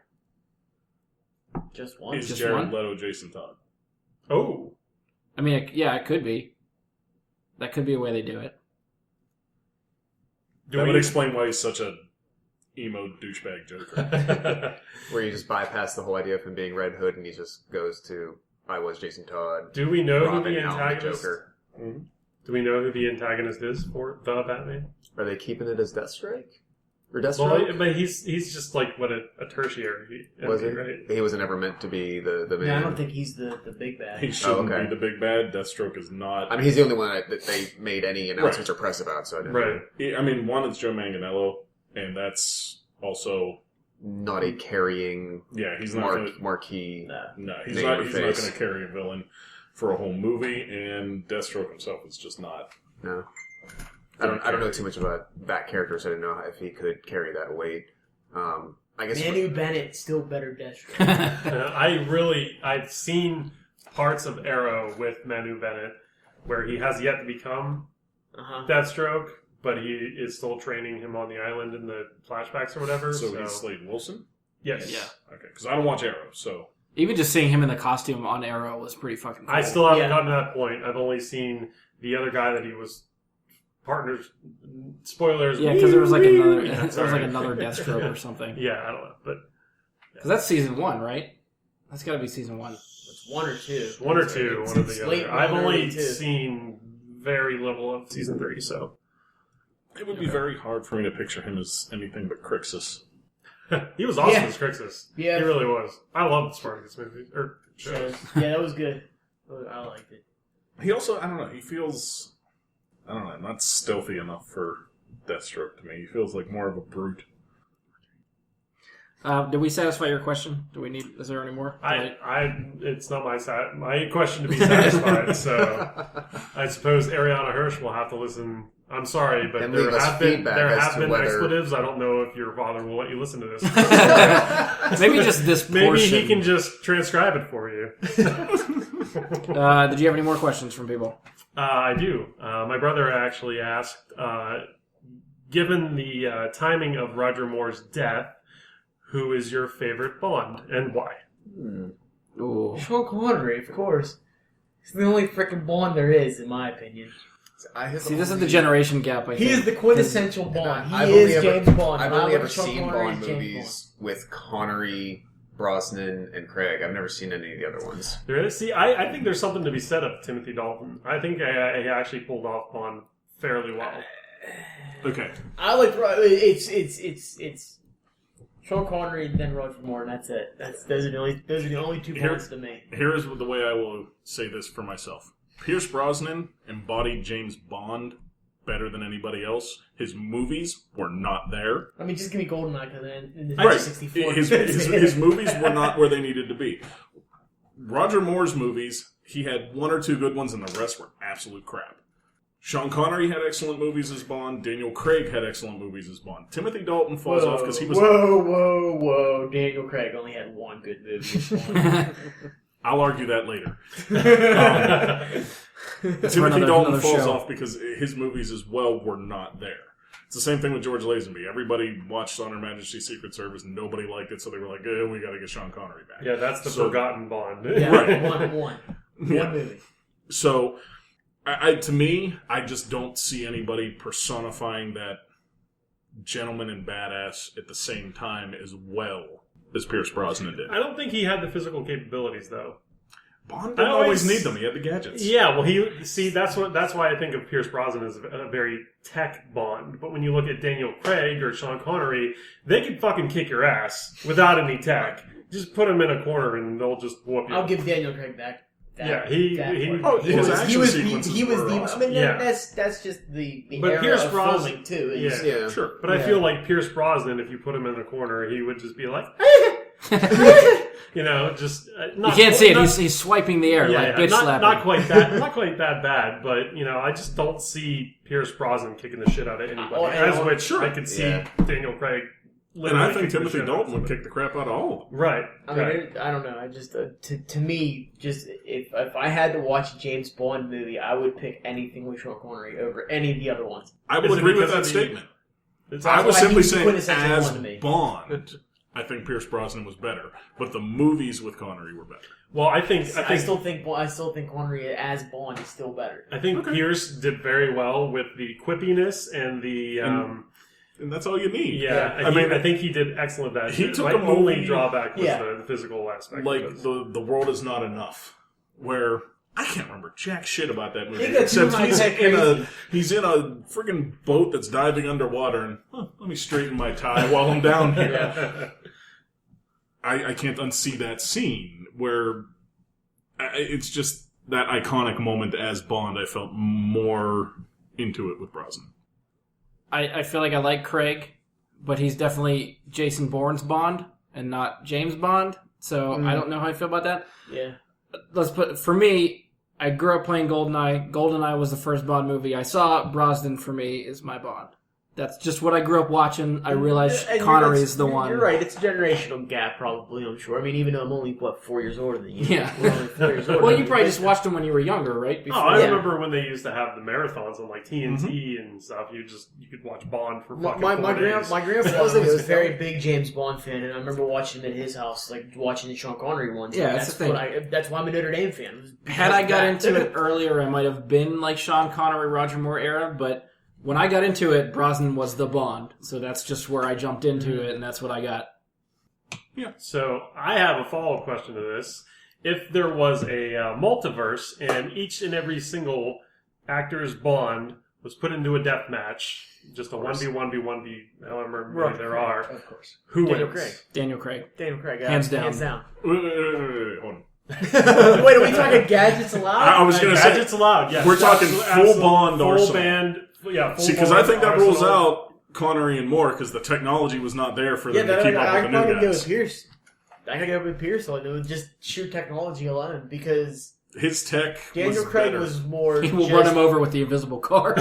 Yes, like Brian bulletproof said, invisible car. Yeah, like Brian said, Daniel Craig is the Jason Bourne Bond. Complete So with shaky cam. Yeah. He's the brawler. So his gadgets really weren't gadgets. He's too grounded for gadgets. They didn't Yeah, give him but- gadgets. But think of this. So you have, 5 or 6 Bonds to go in? 6, right? And let's also face that if it was hand-to-hand, George Lazenby kicks the shit out of all. I'd go Daniel Craig still, hand to hand. See, that's what I'm thinking. Look up pictures of George Lazenby back in the day. I know who he is. He's like a model turned... Well, he wasn't even an actor. He was like kept pestering until he got the bodybuilding role. Yeah. So if you have X number that start, it's not automatically going to be Brosnan, Brosnan's technology against Daniel Craig's ability to be a scrapper. If you just you're put gonna on have to- Royal Rumble style. You're gonna- Not Royal Rumble style, because Royal Rumble, you have 2, and then you add one every 2 minutes and stuff. But It's You not know, just everybody at once. Battle Royale. Everyone wants it. Royale. That's it. everyone's Hunger starting at Games the that same shit. time. If Brosnan has to contend with 3 to 4 other Bonds before Craig is necessarily there, you might break down some of Brosnan's He'll use up all I his think he tricks. just Stocks- sits back in the invincible car stocks and and whatnot. watches And- them for a while, has some tea. I feel like Pierce some rules Brosnan need to be Bond set on like what gadgets are allowed. Like You really get invisible. down the rabbit hole in this one real quick. Well, he has an invincible car as well as an invisible one, if you remember. That's what I mean. Like He that has the shouldn't be BMW allowed. from Tomorrow Then Never Dies that they cannot do a damn thing Screw to it. harm him. No Bond drives a BMW. He drives an Aston Martin, and that is it. That's Well, why. the Aston Martin that was invisible. So it there was they the have it. Vanish instead of the Vanquish. Yes. See, honestly, I haven't watched the last couple. So of my Bonds, question and I is- haven't watched. Does it come down to Survivor, where the person who's the wittiest, who teams up with the right person at the right time, win? Not necessarily our favorite or our techiest Bond. Okay, so let's say they all go into it, and maybe they all have histories of the other Bonds. They've all seen each other's movies. So they're aware that they're all Getting just crazy. Why did we stop drinking beer? They're all aware that they themselves and the others are all fictional characters. Right. Okay. Let's say, like, So they're all Deadpool. Yeah. Deadpool Bonds. Yes. Okay. Yes. almost, Pool. yeah, almost like the one, where there's different Jet Lis across different multiverses and stuff. Okay. So I will once again I will say that Pierce Brosnan wins because he scouted the area out ahead of time, put down a bunch of proximity mines. And said this pen. is pen. No, I'm thinking just GoldenEye the video game. He puts down a bunch of proximity and remote mines around. I fucking hated it when people put down proximity mines. You had to ban them. That was a rule for playing on 64. No odd job, fuck you. Yeah. No odd job, no proximity mines, but remote mines were allowed. The golden gun. Yeah, that's the other one. If you did the work to get the golden gun and you were able to get there. So you're still saying Pierce Brosnan's the craftiest of the Bonds? Like, you think he would be able to team up with another to defeat, like, Daniel Craig or, like, the more brawler If there's only types? 6 of them to begin with, I don't know how much time you have to form, like, temporary alliances. When you start with 20 people, it's different. But Yeah. if you're, and if I'm thinking, like, cage match style or arena style as opposed to, like you said, the Hunger Games, like, here's an environment. Go out into this mountain range and find each other. Let's just, for the sake of argument, say the Modern. Thor Ragnarok arena. Yeah. It's fine. Connery, Lazenby, Moore, Dalton, Brosnan. Oh, I forgot about Craig. Dalton. Yeah, I forgot all about Dalton. See what he did. What 2? He He did did 2. two. Living Yeah. Daylights and License to Kill. Yeah. Hey, when he's riding that cello down the snowy mountain, fuck yeah, man. No other Bond has done that shit. He also has one of the best moments in that movie. He pops off of the mountain on the skis and boom, British flag parachute. Oh, yeah. that's right. like one of the greatest stunts in movie history. Yeah. But if you take all things out of the equation as far as environment and you just say it's an open arena, they all have their own queue. All right, now here's a side question: which queue would kill all the other queues? There was only 2, right? Yeah, I was going to say there's only been a couple of queues. Because with like the guy that was the old queue kind of stuck with them through the whole thing. The old guy's gonna win. He has the most gadgets. Yeah, he has way more gadgets. The other one, the new one's just kind of like a fucking hacker. Yeah. So the next logical question: which Alfred Pennyworth? We can just keep going on that crap. So Definitely I think, Jeremy Irons. I don't know if we have a definitive No, I'm answer gonna take the for dude this. from the Gotham No, TV show. but it's fun to talk about, Yeah. Just gotta, I take him because he's a badass. Jeremy Irons pulls out that Aragon magic and Singer, and they're all fun. Andy, you got any more? I have one more question. It's rather a ridiculous one. Yes. Okay. So the Bond one wasn't. No, that was not the ridiculous one. No. Okay. Rate the Disney princesses. Your Who favorite. gave you that? My stepbrother, actually. Ariel for me is number 1, just because I'm crazy about redheads. That's after everybody else. Is that how we're rating them? That's That's how I'm Sexual rating them. attractiveness, Well, or are we you rating can- them? You can say sexual attractiveness. You can say favorite movie. Whatever list you want to fucking come up with for this. Whatever. Nala? Who would you bang first? I don't care. Ariel. It's still Ariel. So, no, here's my I'm question. gonna put on record that she was a minor, but Let me also put on record that she does not have a human vagina. by the end she does.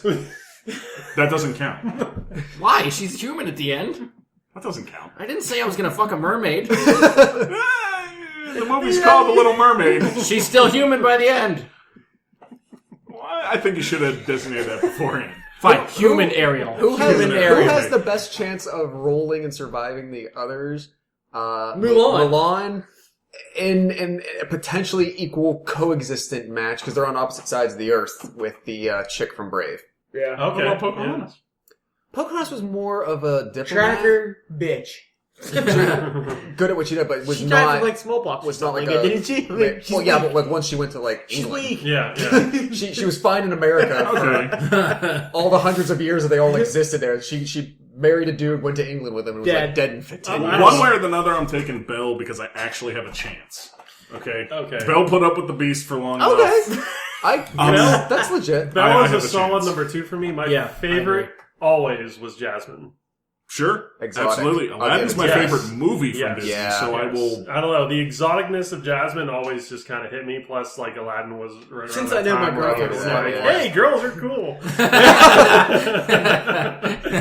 So, I mean, since my girlfriend will never listen to this, so I gotta think for Asian chicks. So I still gotta stick with Mulan. She kicked my ass, and I gotta think for Asian chicks. There you go. Sure. At least But nobody said Lilo. Right behind there. Right behind there. I don't think is Ariel. she doesn't Human qualify. form Ariel. You gotta think for redheads Disney too. princess, So. though. You got to specify human Ariel. Human Ariel's right number 1B. There's a thing for redheads too. Yeah, I gotta write off like the old classics. Screw that for Like Cinderella. Aurora, Cinderella, Snow White. Cinderella was a whore, man. They're too. They're Or no, it was Snow White that was the whore. She was with the they're dwarfs all the too time. plain. You know, They don't have enough care. Like I don't know know what was going They're on. like there. legit princesses. Yeah. You know? I like people with eccentricities and idiosyncrasies, and they're just like a little off, so to speak. Are we Like talking that makes like for an interesting person. Esmeralda? Like, what are we talking about here? A little bit. I liked Esmeralda as well, and let me tell you, the actress that played her in Disney World, Andy made sure he got her picture. Hunchback, Notre Dame. Oh shit! Oh yeah. Yeah. The chick from, especially by the end, because I kind of like how she went for like the choppy hair at the end. Rapunzel, in Tangled. Tangled, yeah, that was good too. Choppy hair, yeah. That's Jess. Jess got the choppy hair, so yeah. I can see that too. So There you go. we'll put that 3B. Get some parallels. 1C. One C. 1C. All right, so we got through your questions. That was I think that was it. That's totally off the wall. That's I like, told you, that's it crazy. is a ridiculous question, but it actually, it got us all talking. So I finally couldn't get any worse than the James Bond shit. James Bond Battle Royale. All right, so we finished Andy's questions. We'll move on to Mike's questions, whatever you got. Okay. First question I have comes from Eric Kunkel. He says, the American business environment has fundamentally changed following the insider trading and savings loan scandals. Please explain business ethics and how they apply today. What an ass. is this the Billy Madison? Yes. What the fuck? Eric, this is Josh. You win. Oh, good call, sir. I don't think we're expected to actually answer that question. No, of course not. That when I asked for a question, Okay. that was all I could get. You see, the ethics of business can be summarized in. The Steve Buscemi hat. the thing about ethics are. What a dick. That's funny.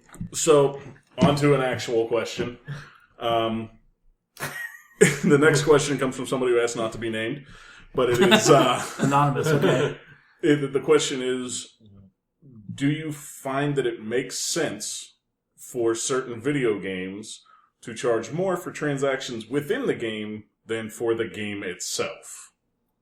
This is excluding free games, like the Marvel Heroes Omega, thing like that. This is talking about actual games, like, say, Overwatch, where you can buy the game for $60, or you can go and buy a pack of loot boxes that, I don't know how many loot boxes you get, but there's a $100 pack of loot boxes you could buy. Does this make sense, and is it fair to gamers? Does it make sense? Yes. Is it fair? No. Yes. I think it's very fair to Okay. gamers. I think you need to defend that. I think it sucks ass as a gamer who doesn't have money, but if you want to win and they allow you to win... Well, we're not talking about pay-to-win games. We're talking about things where you're paying purely for cosmetic things within the game. Yeah, what's not fair about that? I mean, yeah, I guess that for cosmetic items, I think that's fair because it doesn't affect the game at all. You're not paying to be better than someone else. It's purely your decision. If you like cosmetic things, you pay extra for cosmetic things. Something like Marvel Heroes, where they give you the option to pay for costumes and shit like that. I love that stuff. I will pay money for costumes. I'm okay with that. With a free game, I have no problem giving them some money. Well, for even if stuff. it was a paid game, like if I buy other customizable stuff, I'm a sucker for customization. I will pay for that. Right. But with a paid Yeah, game, GTA, shouldn't it just yeah. be included to begin with? Probably. But mobile games fucked over the video game market, so that's what we have now. Indeed, That is they the did. business model. That's true. It's not going away. I don't see it as like cheap or cheating. If they do such things. True. If they can somehow get more money off of you, you better fucking believe they're going to do it. So should we as gamers then decide to not buy any of them as a group and boycott it. Good luck doing that. Yeah, if you wanted to Let me know how that goes. Yeah. if you want it to go away collectively as gamers, everyone has to not buy this stuff anymore. I think yes. If we want to, I would rather pay more for a complete product. I agree. I would rather pay $70 rather than the $60 to get everything. Right. I completely agree with you. Am I of the same opinion as everybody? Probably not. No, I mean, of course there's like silver spoon-fed millionaires out there that don't give a shit and will buy whatever they fucking see. Absolutely. But No, Well, there's just some crazy ass gamers and stuff that all they spend their money on. True. Right. There's people that go broke on this stuff. Yeah. being really a non-gamer, probably the only one at the table is. I imagine there's a lot within most of these games that are already like achievement unlocked stuff, right? So at some point you can get extra costumes, extra weapons, etc. less now than before. Yeah. Really, Because of the because of something like because that. of the microtransactions. Did you So- play Resident Evil 2? I probably did. I mean, that was over 15 years ago. The best way I can explain it is if you go back to Resident Evil 2, there was a locker in the game that you had to have a special Yes. key to unlock to get Yes, new the extra costumes for the characters. Yeah. And you had to earn that key to Right. get into that locker so that on future playthroughs you could have that. Yeah. What the transactions today do is cut out the middleman and the earning of it and say, well, give us $40 and you can have Yeah, that key just and have those it. costumes. So I kind of get where Andy's coming from that says maybe if you want to give all this enhanced stuff, I'll pay a little extra for the game. Maybe it doesn't even come right up front, though. Maybe I don't have 10 extra costumes already available to me if I just want to switch them out. But maybe it's through gameplay or through playing through it 2 or 3 times that you eventually get to I mean, those if it's things. just cosmetic shit, I don't give a crap. You spend your money however you want. Sure. I don't. Right. But if it's going to give you an edge by spending, I'm going to spend it. Well, that's what a lot of the free-to-play games Well, do. and it is. And it is. You know, you got to spend. I download it for free, or I pay the $20, but somebody else goes and spends $120, and they get this gun that will kill me in one shot, and I got to hit them 5 times. And I just that just takes the competition and fun out of it. That's why I like when we do like the GTA races and stuff like that. I kind of like it when like it's like not set on custom cars because that gives that even playing ground for everybody. That it comes down to pure skill. Right. And my skill ain't that high. I'm maybe like middle of the road, if that. Maybe a little bit below that. So it doesn't make it fun for me. So I mean, I play video games just to pass the time and just to unwind from the day. That's me as a gamer. I'm not a diehard gamer. That I live and breathe this stuff, and I'm also not I only play once a month gamer. Right. You know, I do it basically as just an unwind and just to hang out and bullshit with guys, friends. You know. You don't want to get sweaty, you want to have fun. Yeah. Does oh crap, my thought just flew right out of my friggin' head. Yeah, continue. Okay. I'll play that into a follow-up question kind of from somebody else.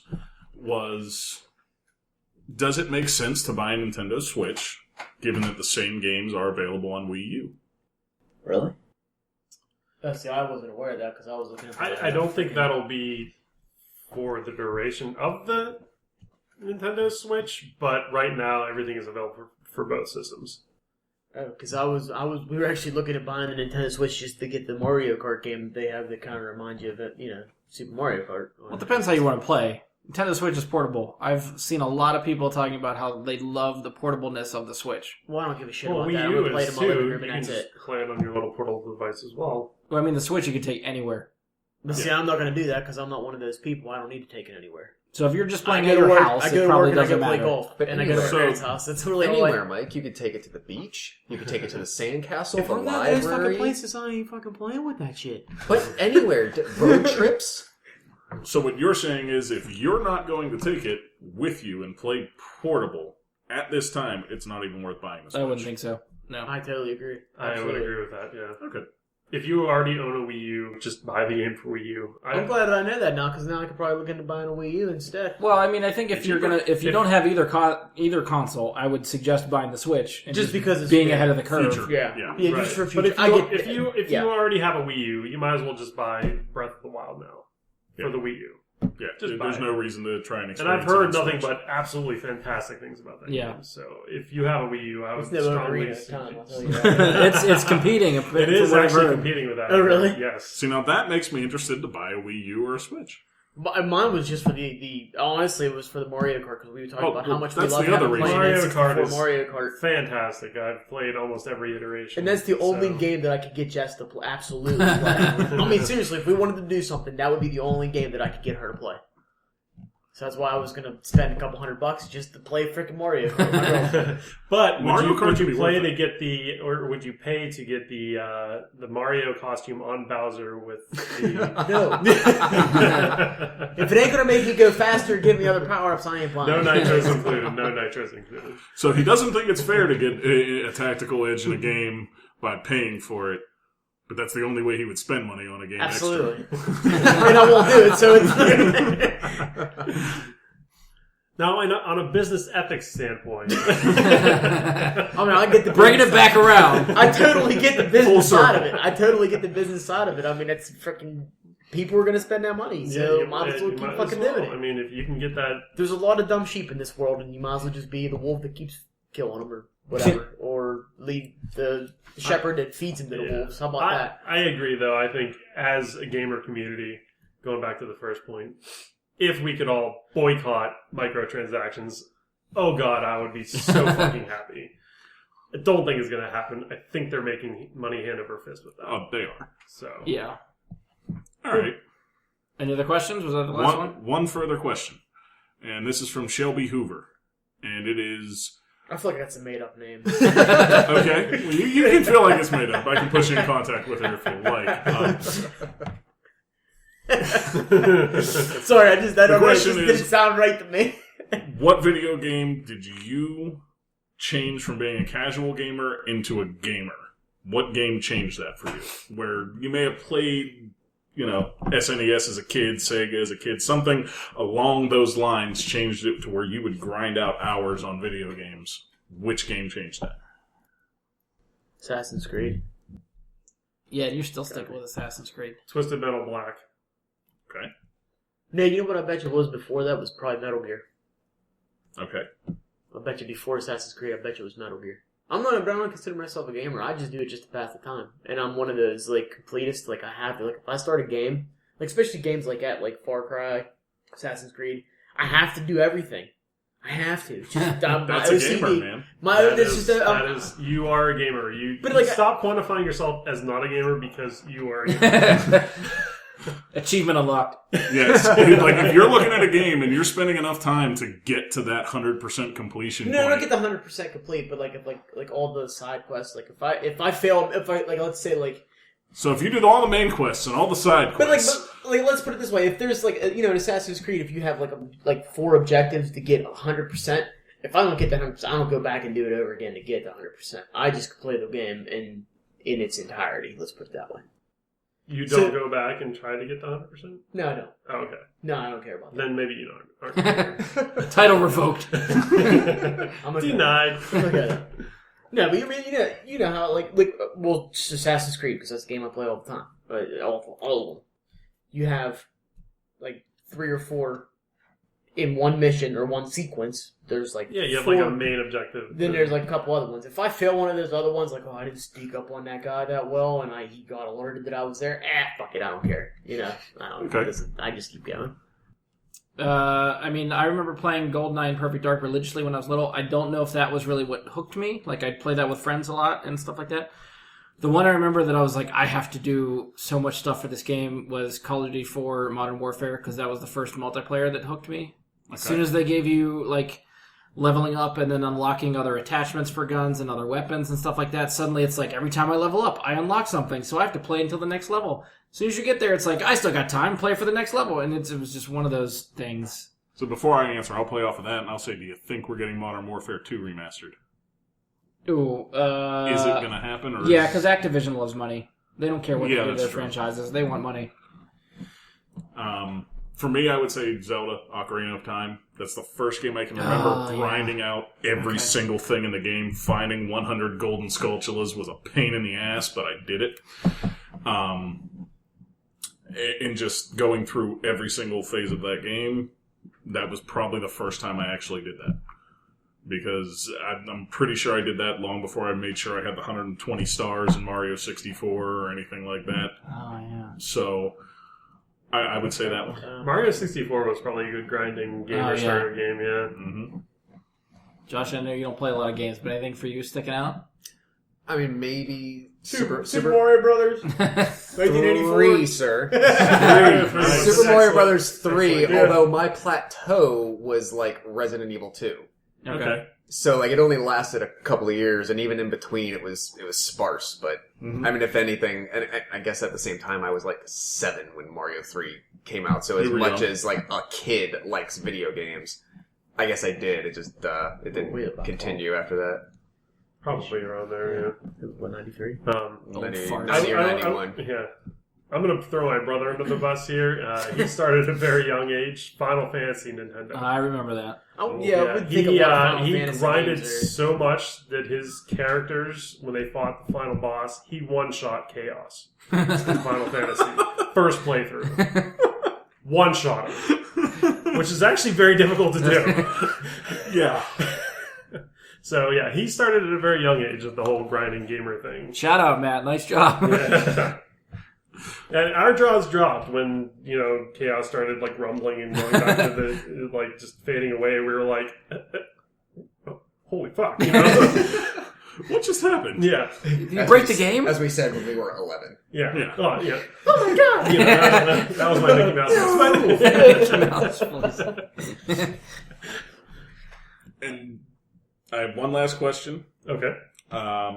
And this question is, Josh, I'm sorry you will be sadly left out of this. Everybody else here can answer this.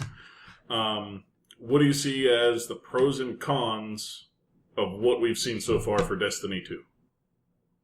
Con is definitely not able to take any of your gear. Anything whatsoever. Yeah, that's... Definitely Immediately once I said that, I stopped playing Destiny 1. So there's we no, all did. there's We basically just quit. no, We haven't watched it since then. No point to it. No point to it at all.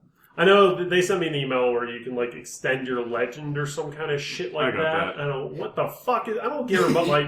you get like title cards. Different Oh, title I cards. get a title in Destiny 2. I don't Didn't give a any of fuck. you want Like, the seriously? shirt? Give me fucking Yallarhorn. I don't give a shit. Didn't any of you want the t-shirt? There's a fucking T-shirt. Yes, if you get 100% completion of the Age of Triumph book, which does not take completion of every single thing in the book, there's a link that unlocks when you get to level 7, 100% completion, where they will send you a Destiny, it's a blue Age of Triumph shirt, has the Age of Triumph symbol on it, and has your gamer tag on the shirt. That's pretty cool because we got my gamer tag on it. But other than that, I still probably wouldn't do that. The moment And it's that customizable. the moment that one person gets that T-shirt, or someone else sees what that T-shirt looks like, they just start screen printing and selling on some other online Some avenue. pirate site. I was gonna T-shirts suggest- that say like, so you don't have to freaking do any of that crap or wait till it. You just make a shirt. your gamer tag and stuff. I mean, you would want it to be like, I guess Still screen print your gamer tag. It on just, the shirt. if that is the pinnacle of what Master you of get Science, out of Donald all that Trapper. effort. Good to see him. But it does add that value to go back and do that stuff. There is new challenges in the raids to go back and try out that make them just as Basically, frustrating as they originally were. You're asking, do you want to spend another 100 hours in this game to get a T-shirt? No. You actually will have a lot of that book already completed since you guys are year 1 It's players. only 90 hours. No, there's a lot of it that you actually might have 90% of the book already done. I don't. I've looked. Okay. Well, whatever your percentage is, there's things for just completing an act in between the Taken King and Rise of Iron. You completed a year 1 activity, a year 2 activity. There's things for that. There's things for just having leveled up a hunter. Things along those lines. So you might be further along than you'd think in that. So if you want to grind for the stuff you can't keep in the sequel, you get a T-shirt. No, I pretty much I cut bait on Destiny 1 when Destiny 2 was announced. Which is sad because I wanted to play it, There was but I no don't carryover want except to. for your character's appearance. Fuck it. I don't care. Okay. And how do you guys feel about the new subclasses? Which one looks best? I don't think I know about the new subclasses. Yeah, I don't know about him. I haven't looked into Brian, it that have you much. seen it? Is that the melee weapons, the sword and the... Well, yeah, warlocks now no longer have self-res. They are going to be like a phoenix type thing where they get wings and they throw swords. Okay. You have like a Captain America shield super for Titans. Okay. And instead of having a bubble, the bubble is going to move with them instead of being placed in an individual spot and stationary. Useful, right? Arc blade is no longer going to be a blade; it's going to be a staff. More range. More range, it looks like, yeah. And Gunslinger is now a 6-shooter. You're not stuck to 3 shots. It's now a legit 6. The golden gun or whatever. Mm-hmm. Okay. But there's a lot of positives and negatives from what they've shown. My biggest con to Destiny 1 was the segmentation of it. You have to go to space. You have to rejoin up with all your characters, and then you have to go to the planet, and then you have to go back to the tower, and you have to do this and the other thing. It just...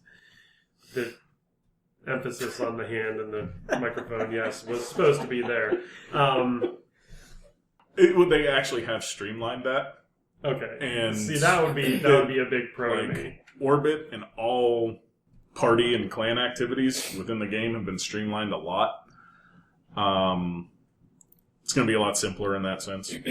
That's one thing I do remember them talking about. I would say that's a definite pro to me then, because I think that was just a very consistent irritation in my Destiny gameplay experience. Yeah. Oh, we have to go to orbit. Now we have to go to Mars. Yeah. Yeah. Yeah, we'll see. I don't have anything specific. I'm looking forward to Destiny 2. I will probably play the crap out of Destiny 2. I have 5 days off for the launch of Destiny 2. For the release. Yes. Specifically, you requested them? Yes. Yeah. Yes. And then they changed the release date. They pushed it back 2 days. So now I have... those extra 2 days can make a big difference. Those 2 days... Well, it's just like I requested the day it releases off. So like the night before, I could get the download done, wake up in the morning, and just start. Now, I got to work the first 2 days of Destiny 2. And so that's the definition of a gamer. See, I would never do that. It's just the way I planned it in my head was like, I'm going to, as soon as it comes out, I'm going to be right on there going crazy. And now it's like, as soon as it comes out, I'm going to be cleaning some damn carpet. And, it's frustrating when they did that. Any other questions? That was your last one? Yes, that was the last question I had submitted. I have 3 questions from 2 different people. Okay. First one is from Becky, who has been on the podcast before. Shout out to Becky. She also asked me to plug Southside Comics, so check out Southside Comics for their comic books. I think she said they got 15% off trades. They can order anything you want, so check them out. Check out their website. Her question: what is your favorite comic book themed television show, including all networks and streaming services? So this includes Netflix, Hulu, all that stuff. Daredevil. Mike? He doesn't want to join the bandwagon, but he can't. This would include the 90s X-Men, 90s Spider-Man. 90s X-Men. Okay, that's very different. I'm thinking like more contemporary.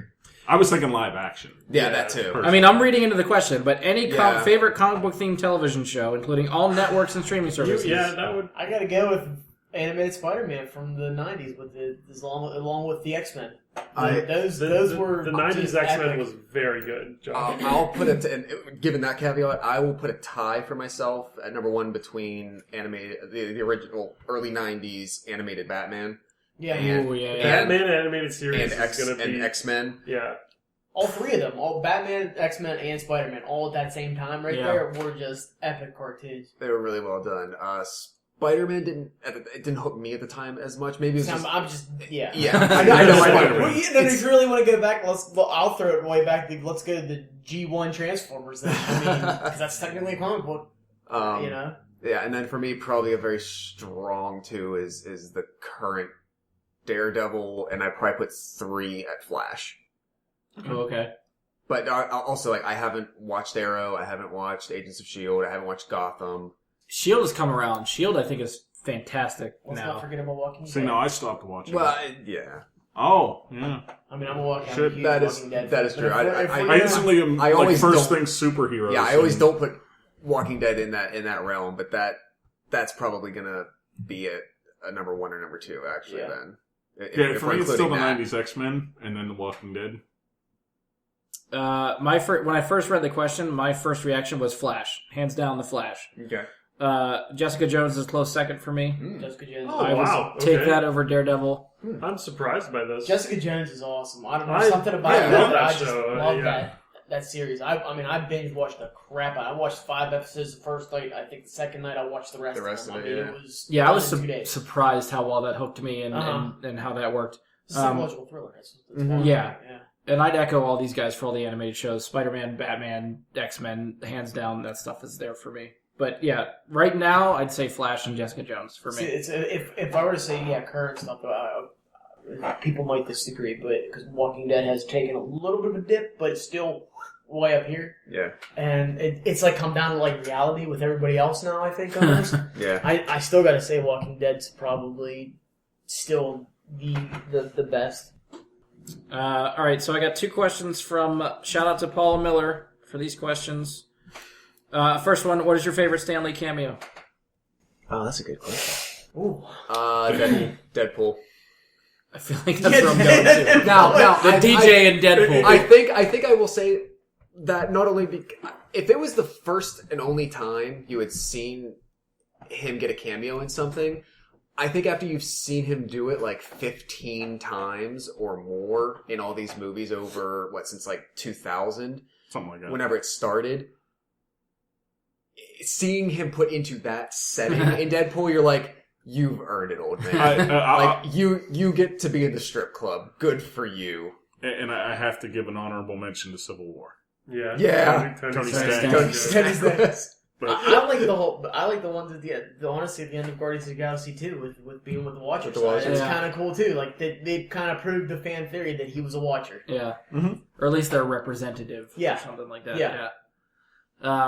Amazing Spider-Man 1 sticks out to me. The librarian with the headphones in, Yeah. with all the shit's happening behind Yeah. him. I forgot about that. Yeah. That's one of my favorites too. So there's so many that he has popped up in that I often like. There's so many I forget. What about like a this? lot. What there's like a I don't know if it's a trailer for or like a preview for Deadpool 2, but there was like that. It was like a commercial that was basically like 3 minutes, 4 minutes, or something like that, and he's in it. There, that was a pretty good one too. I don't think he does anything memorable in that. But it was just because it was. I think it was because it was longer. I don't know. Yeah. Avengers 2 was good. Age of Ultron. How about When he the drinks Thor's liquor. Yeah. Excelsior. What about the Fantastic Four where he was playing Hugh Hefner or something like that or something like that or he I think that was an Iron Man movie. Iron that was Man. one of the Iron Iron Man Man 2. movies. There was one Yeah. it was fantastic. The Fantastic Four one where he played Stan Lee and he couldn't get into the wedding.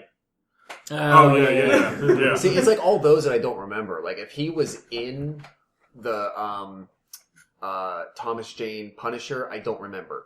If he was, I don't think he was. No, I don't think so. if he was in I Ghost enjoyed that Rider, movie. I don't remember. If he like, I don't think he was. if he had like, I only saw each of the Fantastic Fours once, and that was like 2005 and Something, 7, maybe. I think. So I Well, haven't like seen those. the first one, over he's a playing decade. like a doorman kind of thing, or He- the he's elevator like, operator. he's Don't a front recall. desk operator basically. Like I'm sure there's many that I've forgotten. There's a lot of good ones.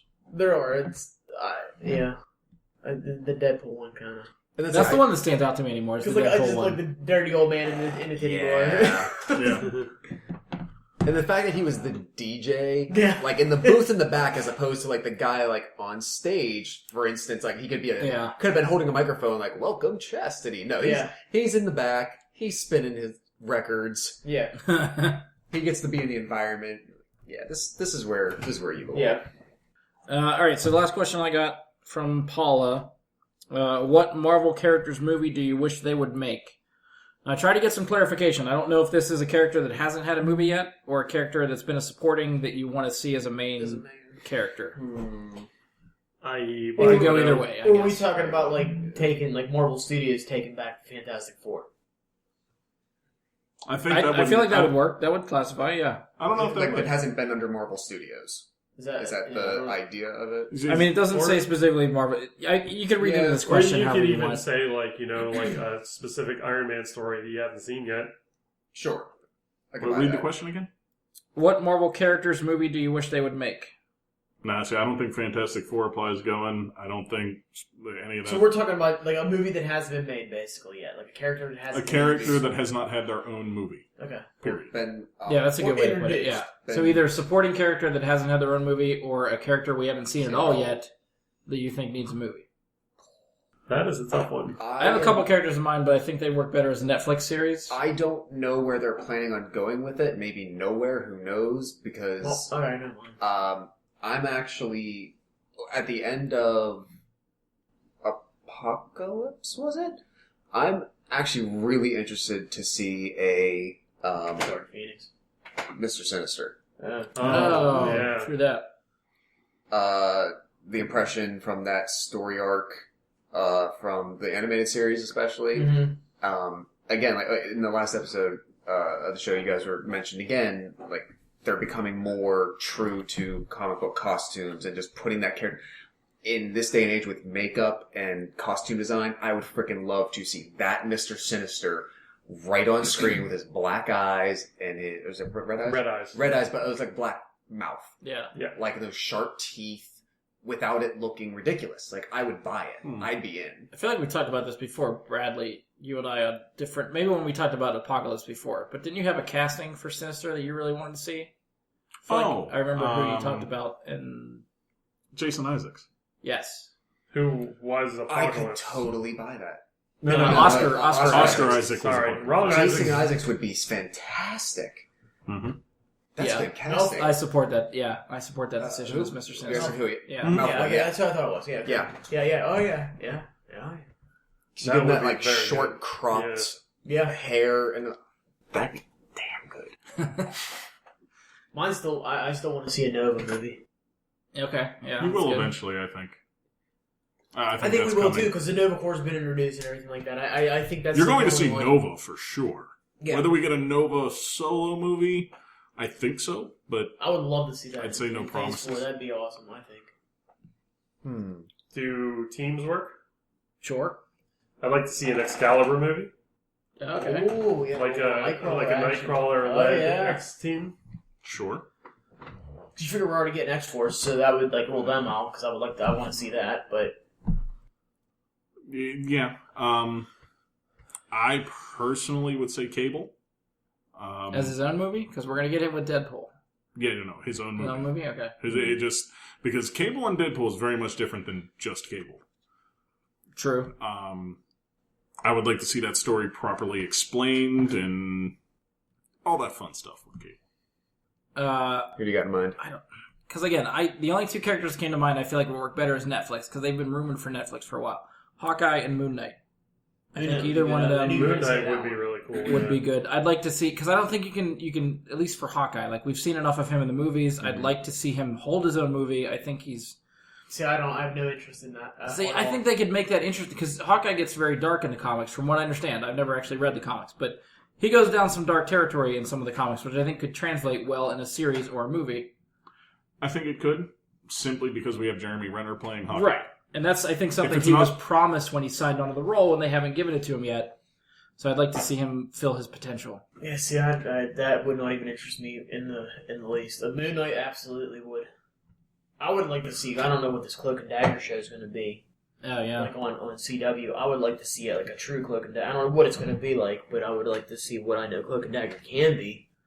Yeah, I don't know if ABC Family or Freeform. Yeah, exactly. That's what fuck. You're talking like traditional. Cloak and Dagger is Spider-Man, very Cloak adult. and Dagger. Is that where that's going to be? They are It's a a very Freeform adult show. thing. So going on, ABC Family is not going to. I mean, No. with the Fosters and all weren't bullshit they like crap. an 18+ rated comic at first when they first got their own Maybe, solo? I don't know. That I don't know, but I would rather. From what I know of them, I would like to see something more dark and gritty. That's all the questions I had. Anybody else have any other questions? We good? Nope. All right. We're going to move on to the clip section, which is probably what I've spent the most time trying to compile. Some of these are pretty long, so you might have to bear with us, but this is probably one of the favorite things we did for the 50th, just listening and reacting to some of the clips that I've saved. Most of them, I think, are compiled from unused clips that we've done from before the show, during the show. Some of them, I think, are extended clips from stuff we've actually used on the show. but I think a lot of these clips are probably longer than what I used for the 50th clips, like time-wise. So just kind of bear with us here. And I never really know how these clips are going to play. Everyone has different tastes. So hopefully you like it. I thought they were funny, so hopefully you guys think they're funny. The first clip we have is actually taken from when we recorded the 50th. And I think it serves as further proof that no one can tell when Ian is full of shit. I'm such a putz. It took me like 4 episodes of his intros to realize that his podcasts were fake. I thought he was just super industrious. Josh goes to iTunes, starts looking for the Blurt Holy podcast. That's not true. Well, like at first they kind of almost sounded real. Like, I'm just talking about this subject matter. Then once they started getting ridiculous, I'm like, oh, okay. Wait, isn't he really doing the video? The YouTube, he does have a YouTube channel. Okay, I thought that was real. I mean, I think he stopped doing the YouTube thing, but it was out there for a while. I will say he got me with that, because he was on my first show, and I had no idea. I'd never met this guy before. I knew nothing about him. With it. Like, it's just straight, like it's bang, right there. And it was very hesitation. smooth. And, he got me at that point, and I was like... I think I actually had a discussion with him at some point about, like, are you seriously talking about this shit on a YouTube channel? Like, there's actually people that are interested in hearing you talk about the dumb shit that you're watching. And he got me at that point. Did he roll with it? Oh, probably. Discussion? Did Knowing he him, he probably. He plays it so straight that you can't tell. And you can't tell. And I will give it to Ian. He's very sharp. He's very witty. And you're not sure, especially when you do the cold opens or the intros, did he literally come up with these 2 podcast ideas right then and there and just extemporaneously, regurgitated it? Or in preparation for the show, had he come up with this idea of what his fake podcast could be in his head? Like, you can't freaking tell. Ian, you got to let us in on your secret, buddy. Yes. Do you actually prep for this stuff, or are you just full of shit the whole time? You're never getting a straight answer to that question. Yeah, probably. So yeah, we're starting off with Ian. I got some more Ian, obviously. I have 3 successive clips about this topic. What I don't remember is if these clips were taken in one long discussion or from 3 separate occasions. So I'm just going to play them all back to back. If we want to talk about them in between, we can. You may start to notice a pattern here. There is a show, though, called, I believe it's Girls High. It's literally just about girls kissing. That was a good show. Wait, it's just an animated cartoon of them kissing? That's all they do? Well, I mean, that's yeah. They did it once. They really enjoy it, so they try and do it more. And they're in high school. There's this one scene where, like, I don't know if this is an actual thing in Japan or just anime, but, like, all classrooms have, like, a balcony, like, to outside. Okay. And they're out there, and for some reason they needed to go to a different one because their friends were coming in that classroom, and they were too busy trying to kiss, and they didn't want their friends to see. So they jumped up to this other balcony, but it was like so weird, and like they did like a barrel roll and shit. It was like through the power of lesbianism, they were able to defy gravity. It was the greatest goddamn thing ever. So that was clip 1. I've got 2 more. Let's see what happens first, yes. And usually, like, even the uncensored version on TV is not usually straight up tits. The one time it was. There's a show about lesbians again. And, like, they'd have teams where one of the girls could transform into, like, a weapon, right? But the only way to transform was through orgasm. So, like, they're trying to, get them off. And you don't want to watch the censored version of that show, like, I don't even need to tell you why. But luckily that aired uncensored on one of the stations, so. Didn't have to wait for the Blu-rays. So if I ever need my anime porn fix, I'm hitting you up. Or if you want to watch like good non-porn shows, hit me up too. I talk about those a lot, mostly. Those are mostly what I review. We can't not hear the third one first. Do you sense the pattern? Are you starting to get it? There's a pattern. There's actually one about lesbians who really like bread, currently airing. I kind of forgot I was watching a lesbian show right now. Because they were so in love with eating bread? No, they just happen to be lesbians. Is eating bread code for something? No, they just really like bread. Like, that's just the show, man. That's the thing. It's not even coded. It's just like, yeah, they're lesbians and they enjoy bread. I'll watch it for 3 minutes every week. And I'm like, yes, thank you, Japan. Can't get this on American TV. Fuck yeah. You fucking can't, dude. If I could get half this shit from anime I could get on regular TV, I wouldn't watch it. My question is he making these shows up? Or are these legitimately shows? Does anybody research this shit to actually look for the lesbians eating bread? No. Andy and I have experienced this. He's watched some stuff. There was a Monster Girls show. Everyday Life with Monster Girls, Yes. I believe is what it's called. We were like, you're full of shit. There's no show like that. He sent us the intro to watch for this show. It is a legit I show. remember this Yes, discussion. it is actually a show, yes. You can Crunchyroll, you can Yeah. watch it. What about the ones that there was like butt Okay. jousting or something like that? Like that's gotta be so made up. What? Yeah. It wasn't. Yeah, he was it like wasn't. the lesbians with giant dicks that just bounce off of each other on a platform until one of them falls off, and that's the show. And I'm like, I wouldn't put it past him. I'm sure it's like, out there. like you've got to be kidding me! Like, who watches this? If it exists, The Japanese are fucked up. That's all I gotta say. I was just gonna say there. So does the question become is the problem with the pattern of Ian consuming this common theme in media, or is really the problem like Hollywood Babylon recently just officially started a segment that's like I think the title of it is something like "What is wrong with you, Japan?" Like that's the recurring This idea. could fit, yeah. Yeah, right? absolutely. Like maybe that's really what the core of this is. It's not really the consumer, but the source of it. Like what the frick is going on? Like, yeah. That there's Why enough are you of coming up there's with this enough shit? of this to consume. Yeah. I mean, if it's out there, I'm sure he has a way to find it. So, Yeah.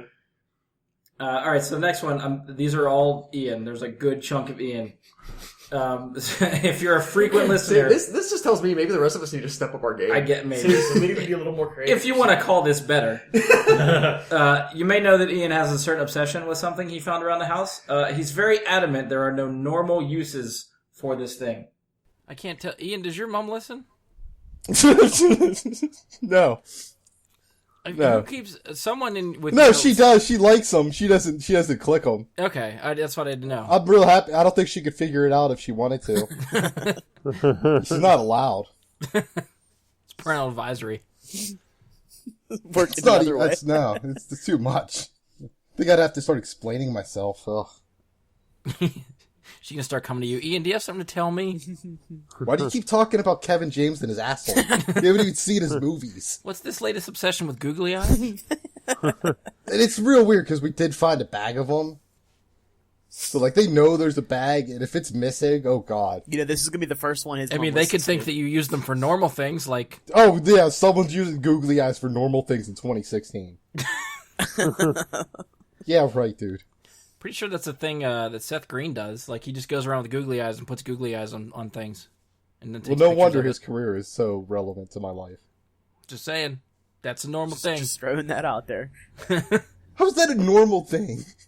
It's something that, like, Seth Green does. It's not a normal thing. It's what they're made for. You peel off the back, you stick them on things, just not your penis. Yeah, I know that. I know where you stick them.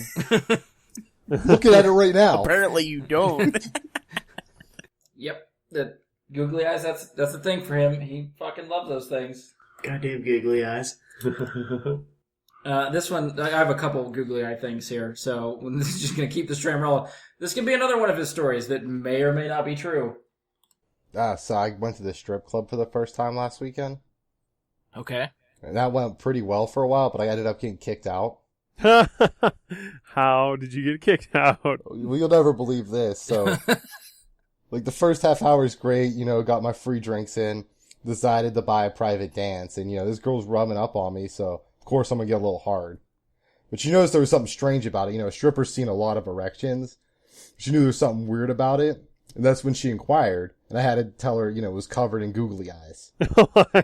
And, you know, it's a real struggle for me, but to have to admit that to someone I just paid $200 to was tough. You know, when he starts these stories, I'm like, you know, that could be a true story. And the further he gets in the story, I'm like, no, this is just full of shit. And you know, the worst part, she didn't believe me, so I had to take it out. I had to just pull it out because, you know, you gotta identify the googly eyes to people.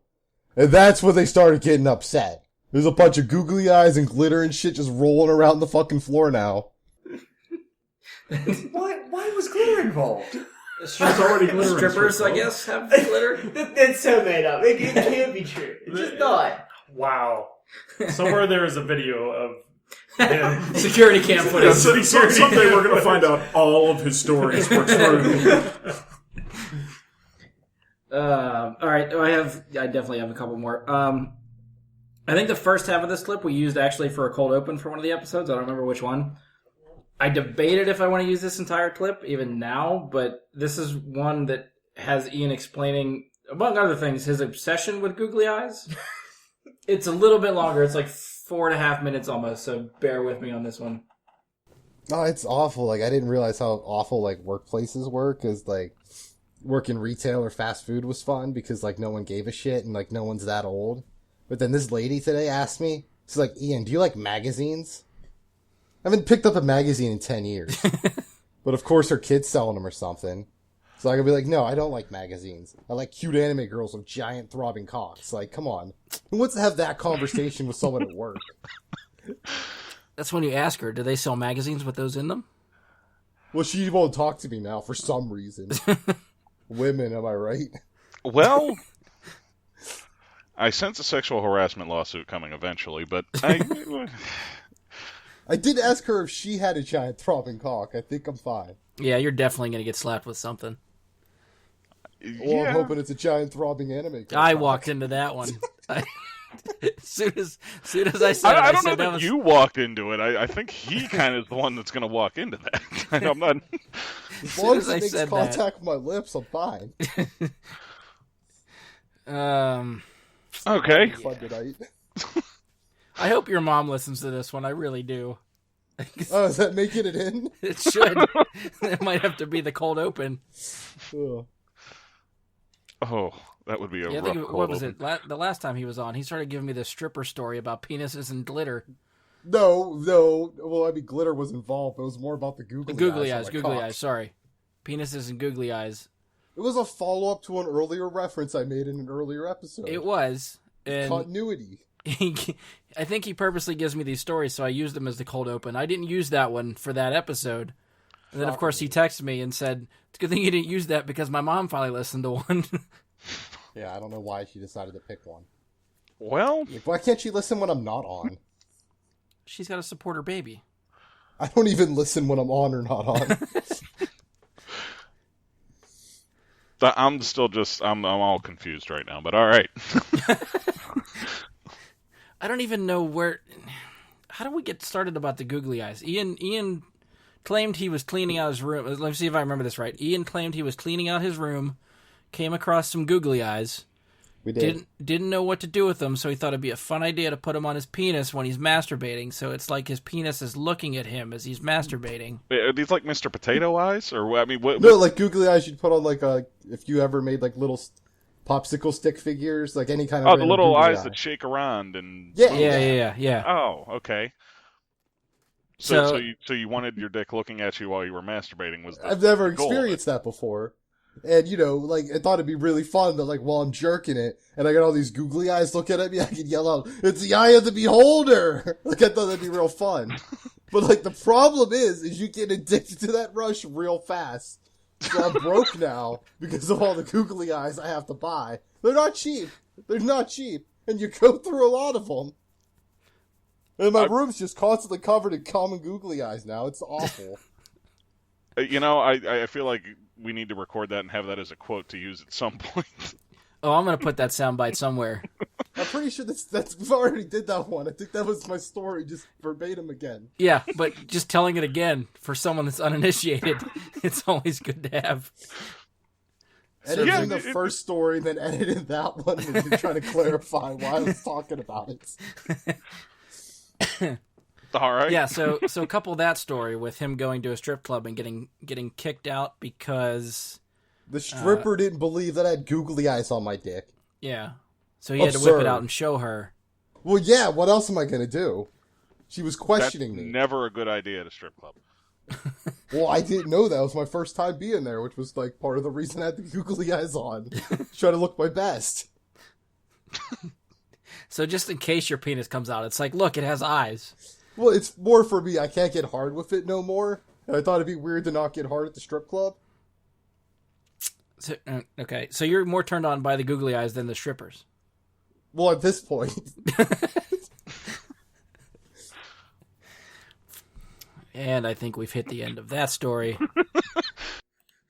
Just keeps on going. He just never stops. I think I need to preface that by saying I believe that was my first ever episode. That's probably why we had to give you the backstory. So I was dragged into this is my first experience with Ian, and well, that's all I can say about that. I worry now that we're compiling this much. There's going to be an incident at some point. And this is actually going to be the fodder that you always hear afterward. That someone says, "We really should have seen something coming." the signs were there. Yeah. Evidence. Uh-huh. Is what you're saying it's going to be. Or blackmail. One of the two. Oh, we can definitely do that. Because I have one more. I don't actually remember what this one is. The only notes I have is Ian's struggle with googly eyes continues. Let's see where this goes. Struggle. Wow. I'm already busy with these meetings I have to go to like every week. It sucks. Like actual job things. No.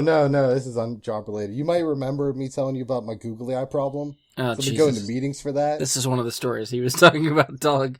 And it's tough because they say you just replace addictions with other addictions. So, I thought, okay, well, I just got to replace the googly eye addiction with something else. And you may remember last time I was on, I believe I talked about sucking juicy anime girl cocks a lot. Maybe? I think Mike was on too. Oh, yeah.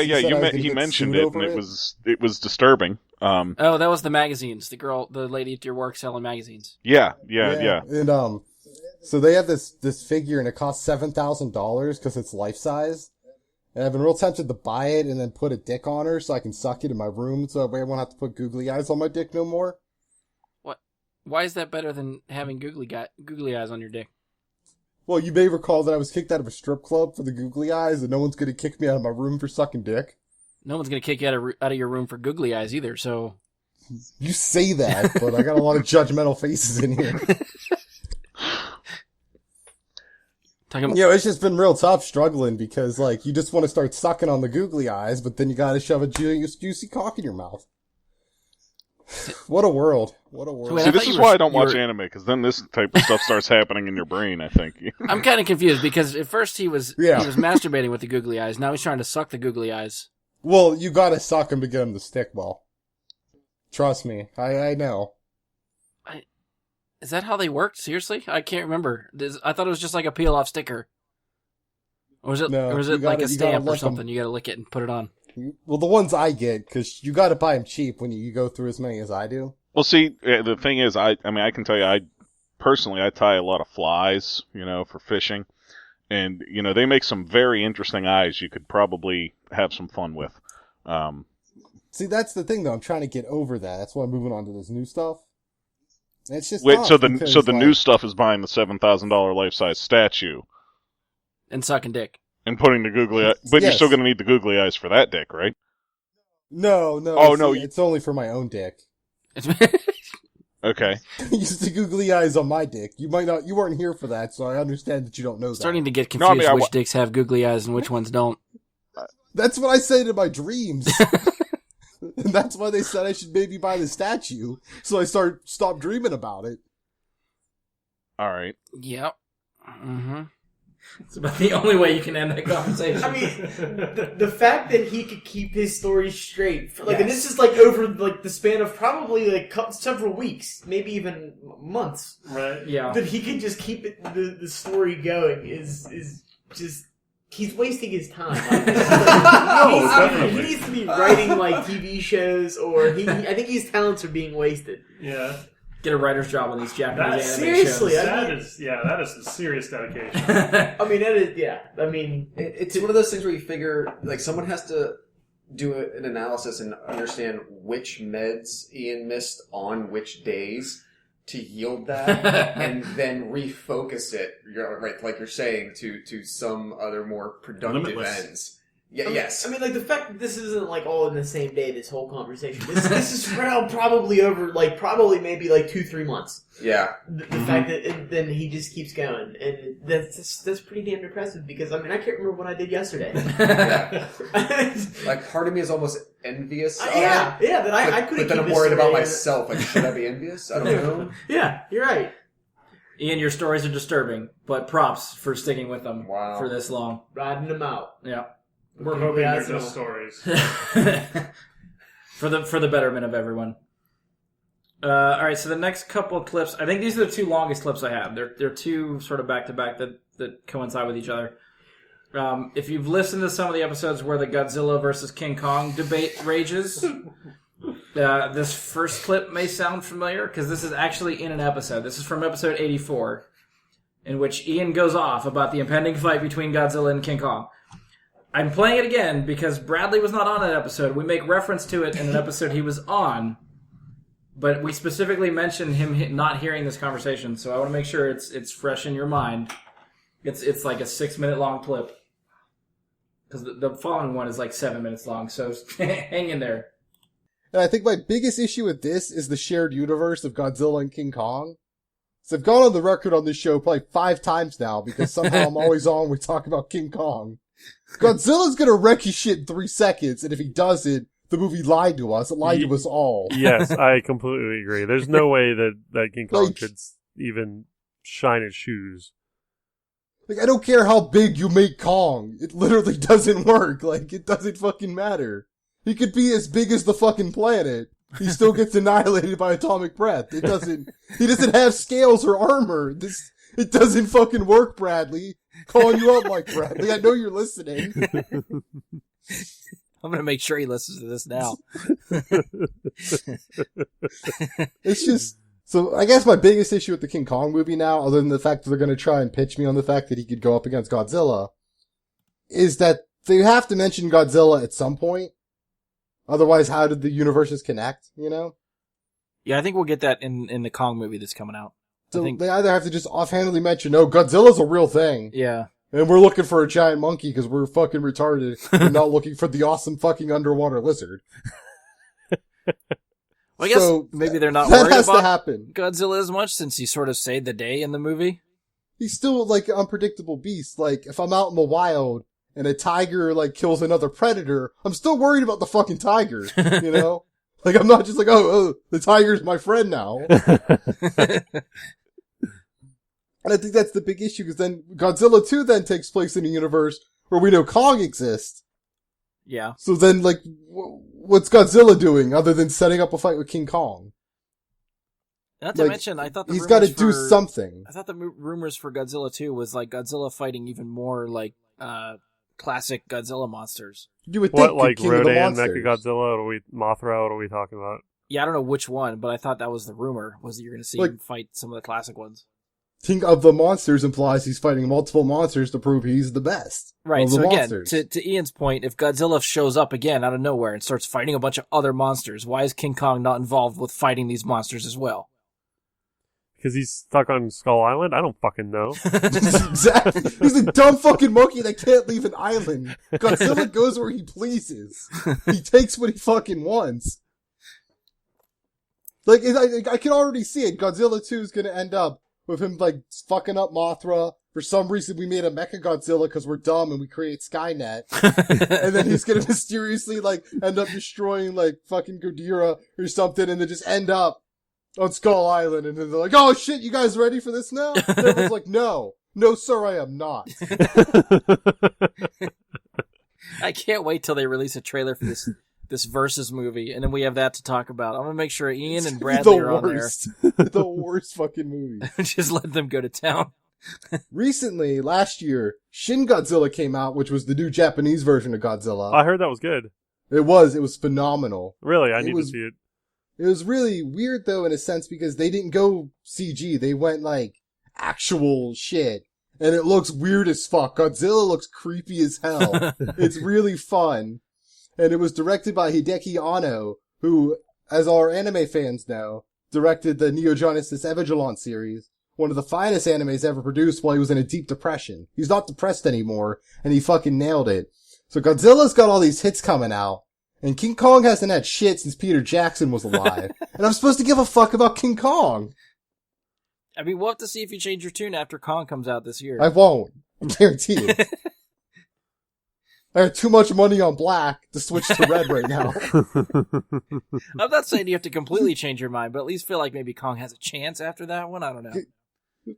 biologically, he has no chance. Could they make a decent Kong movie? Yes. Biologically, this is a stretch of the imagination. I guess we'll have to see because I feel like, according to the trailer for Kong, that he's going to be fighting some shit too. So I guess we'll see what they put him up against. Just to see if Non-atomic lizards, like, that's it. So it's over. Yeah, I'm sure it's nothing with atomic breath, but it might be something It's that not even... starts He's to lay gonna the... fight a T-Rex at best again. So are we guessing that Godzilla versus Kong is going to play out like Batman v Superman, where they fight each other and then they join together to take on a bigger That's threat? my guess, yes. It's gonna be really weird when they both find out they have mothers, and that's gonna be nice time. Godzilla says, Martha. Could you imagine if their mothers are also named Martha? That'd be wacky.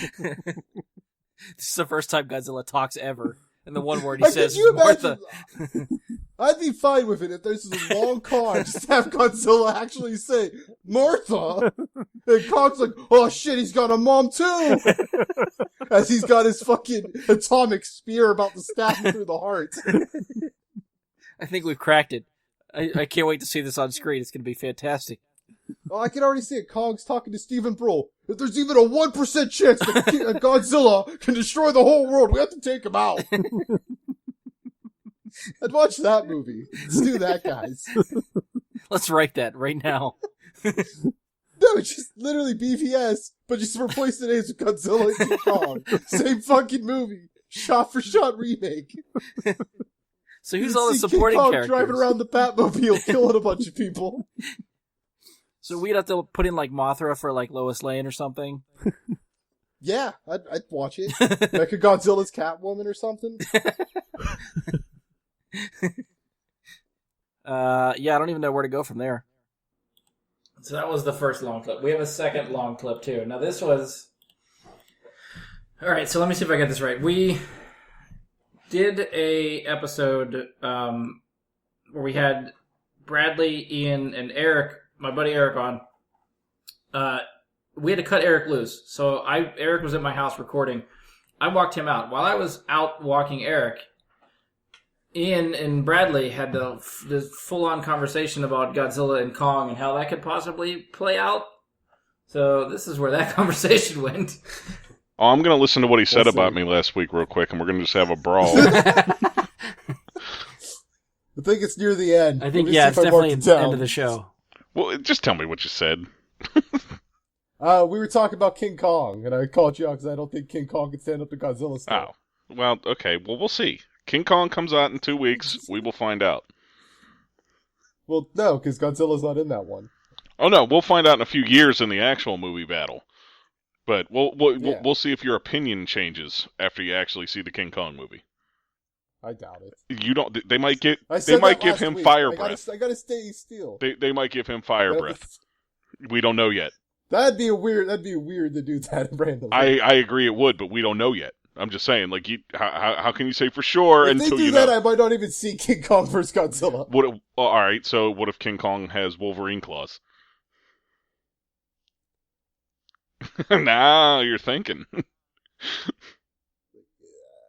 I just want to know if they would explain it, or if he just has them now. This King Kong just has claws now. I don't know. I'm just. If they're called like Bananatanium or something. Keep it in house. You know, there's a lot of ways they could go. They could turn him into Gorilla Grodd for all we know. I mean, they could have a lot of fun with the character.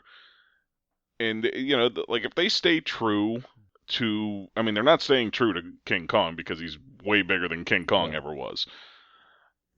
And he's gonna live. Yeah, well, we know he's gonna live. Which ruins the whole movie. Or he has a kid.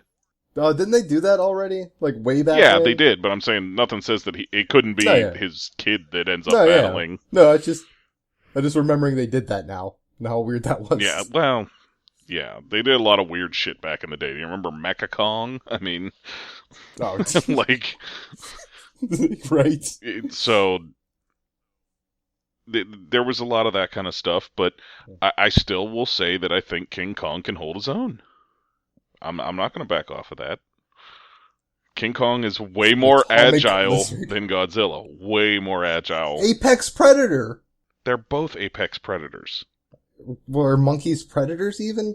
Monkeys So I don't monkeys know. eat meat. Gorillas eat meat. I don't keep up, so maybe. But are they apex predators, both of them? Because one's been around since prehistoric times, unchanging. Well, if you're talking about actual, like, science apex predators, Godzilla does not actually exist, and gorillas do. So, to say a gorilla actually is not an apex predator. It Yeah, is but like crocodiles. No, tigers would be the apex predators in gorilla zones. Gorilla. No, I'm talking about crocodiles. What about them? You're saying that's... They're apex predators, and Godzilla's a giant crocodile. I don't think Godzilla is not a Godzilla is not a giant predator crocodile. of atomic breath. Godzilla is not a giant crocodile. Dude, that's the most real analogy I can come up with, that he is a giant crocodile with atomic breath.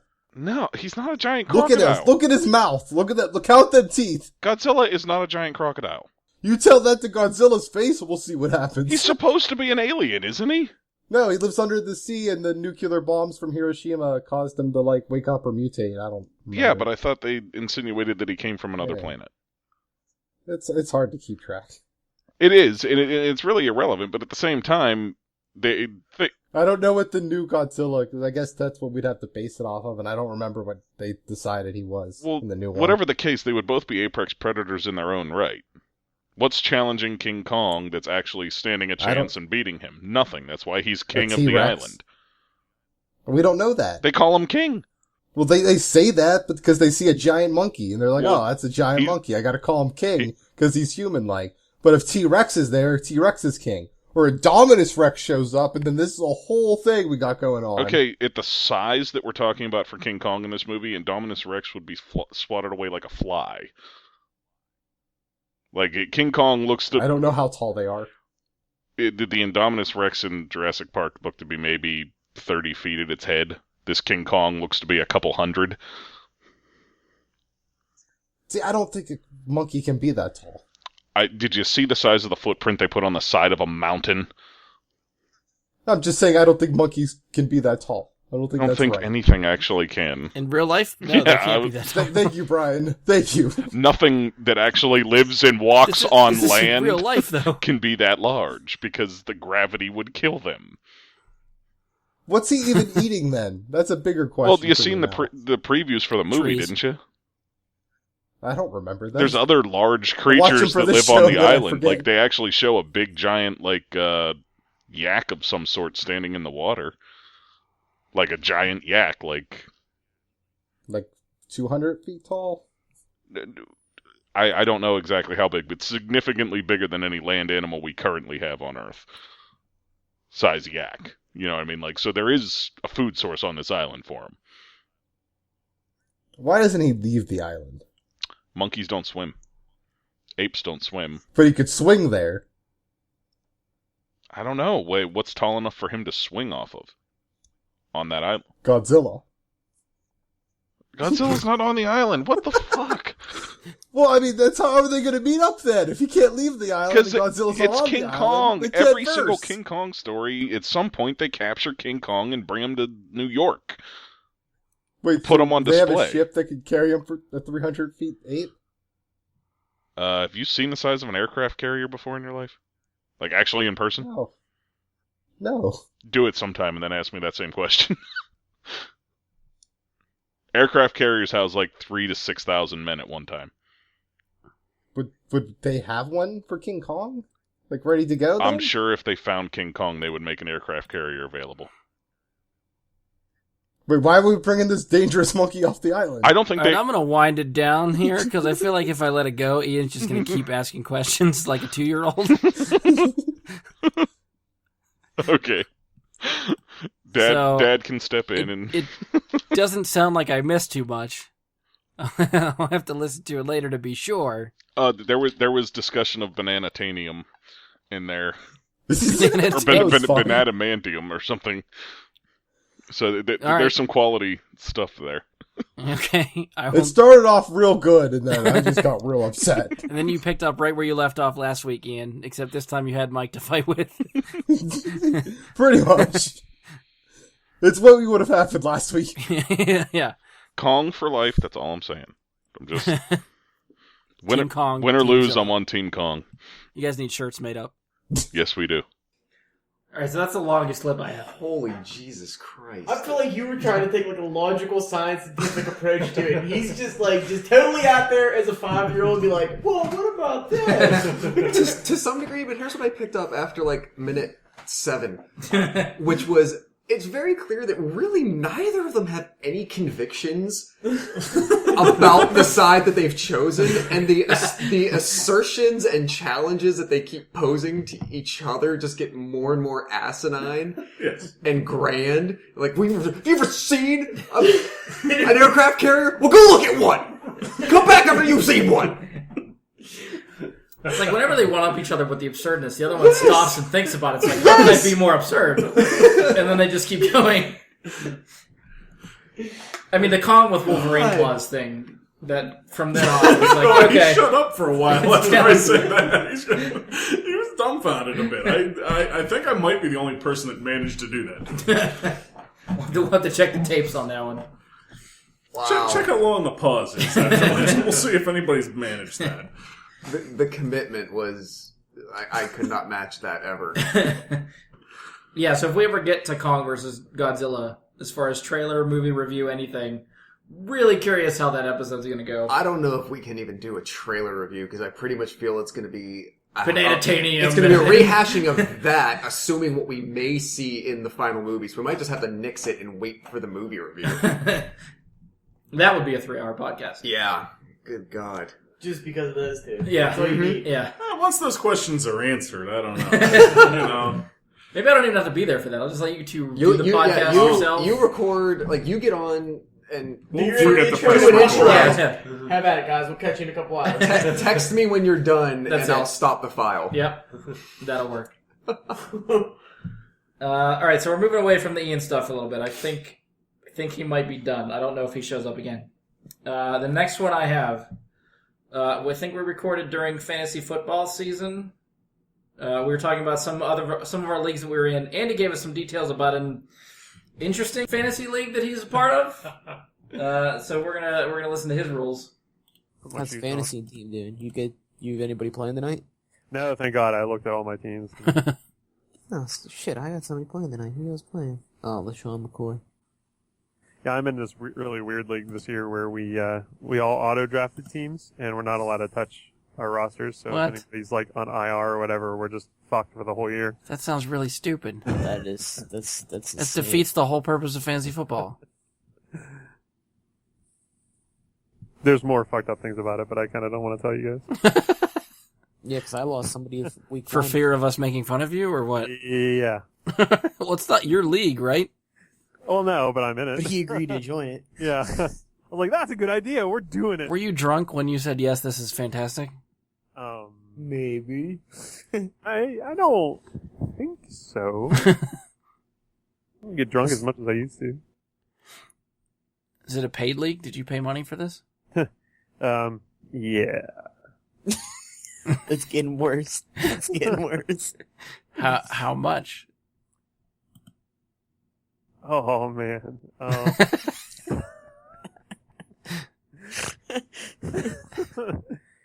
Are you ready? Good. I'm ready as I'm going to It's be. over $50, Andy. I'm going to have to hurt you. It times 10. $500. Yep. Holy Oh shit. God. But okay, here's the thing. It's 5 of us that are in this league, and then there's a sixth. It's a dummy team that's also auto drafted, and we each throw in $500, and whoever wins the league gets to choose where we're all going on vacation, and then we use the money, the proceeds, to pay for the vacation for all of us. Okay, well, that's All fine. right, okay. So I'm not like out that money. It's just like my. You're going on vacation no matter what. Yeah. The way you prepped that, it didn't sound like a very good thing at all. But Yeah, if, yeah. You let us in real bad. But if the dummy team wins, then we all have to go to Branson. Branson? Branson, Missouri.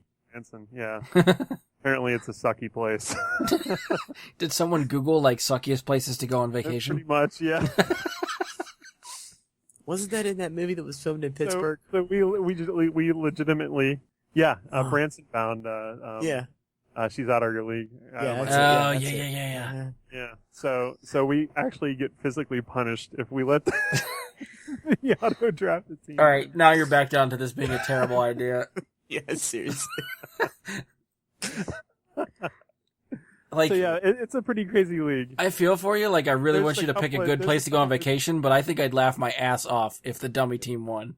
Oh yeah, we're actually thinking of making Branson bound T-shirts like they had. No. If No. we're going there.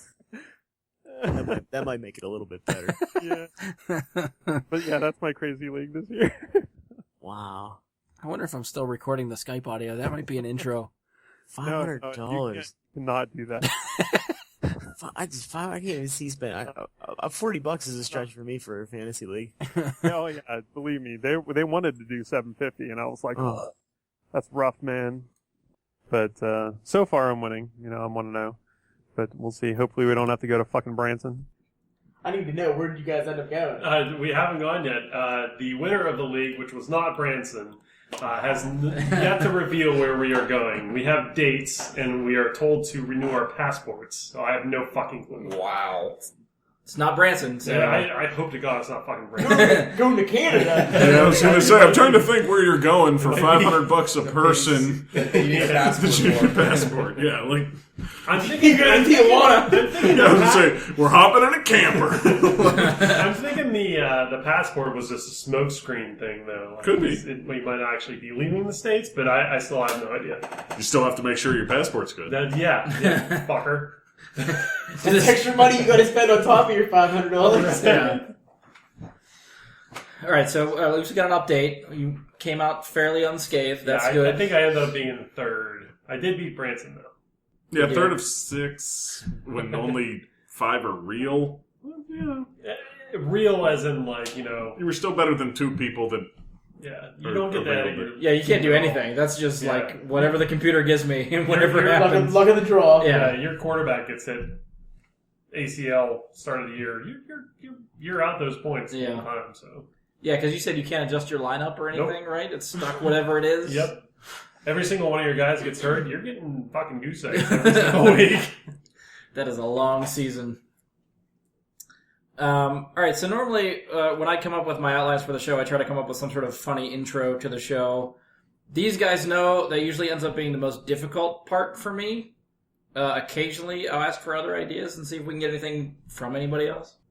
I'm open to suggestions for some sort of MCU-related intro or opening. Because right now I have one, and it's so stupid that I really don't want to use it, but if worst comes to worst, we're going to use it. Okay, well, this is just off the cuff, but I would say there's a reason Thor and Hulk weren't in Civil War. We were partying with them. That might be lamer than mine. Oh, man, come on. It wasn't that bad. It wasn't great. Shut up. Listening to it now is pretty fucking bad. It's difficult to think on the fly like that, but it's just like, all right, I got 15 minutes to come up with something. What do we do? All right, so for this one, I think it was a few episodes after we did the 50, I wanted to make a new theme song for the show. I didn't want to continue using this Castlevania remix that I had borrowed from the internet. I wanted to come up with something myself. I narrowed it down to 2 different ones. There was one that I currently use, and we had a second option. They're sort of similar. I tried to get some opinions on both from a couple people before I chose one. One of the people I had listened to the second option that was unused was Andy. We were recording at the time he listened to it, so I actually recorded his reaction to this second theme. From his reaction, it pretty much solidified my choice to go with the other one. So this is what you, if you remember this is what you thought of this other theme song. I don't, actually, so. Brad Guy Team 2.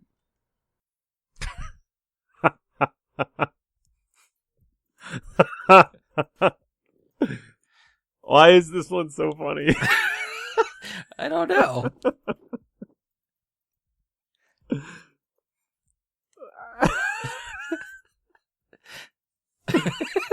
What?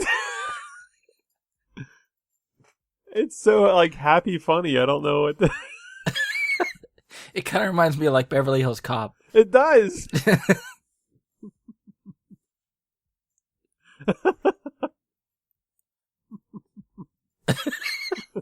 Maybe I should have used that one. People just hear it and they spontaneously start laughing. I don't know what's so funny, but it's like immediately I'm like, this is funny. I can't tell you why. I don't know if that's the desired reaction I was going for. Well, I'm gonna say go with the first one.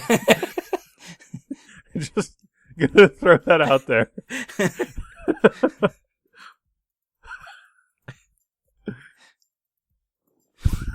I can't. I'm gonna stop that.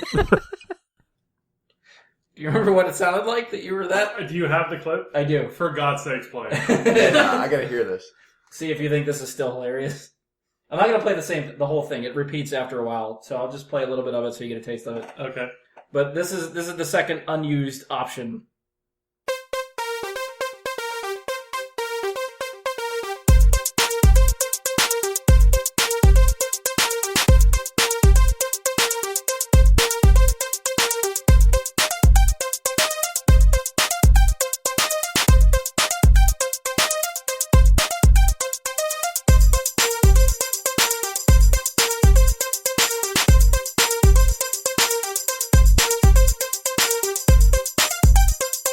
I think you made a wise choice. Okay, so apparently it's still funny.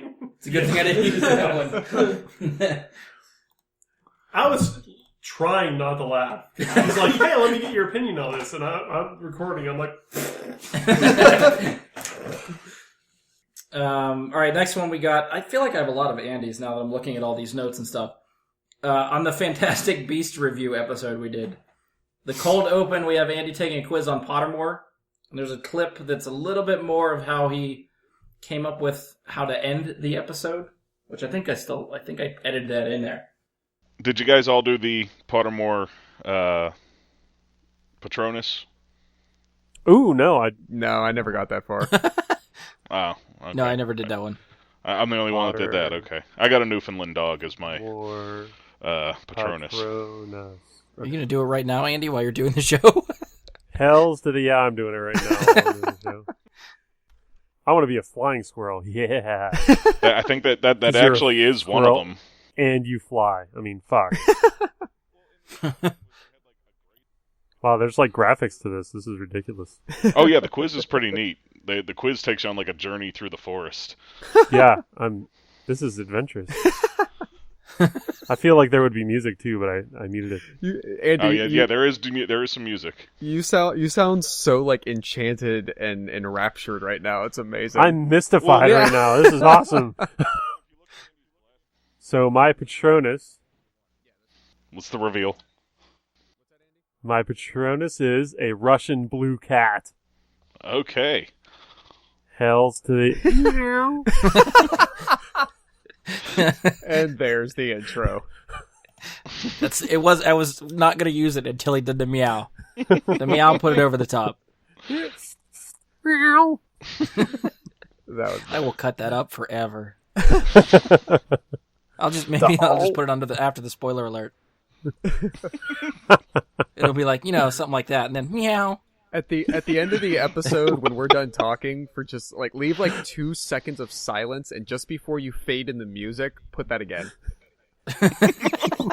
You just hear, okay, thanks for joining us. We'll see you next time. Silence.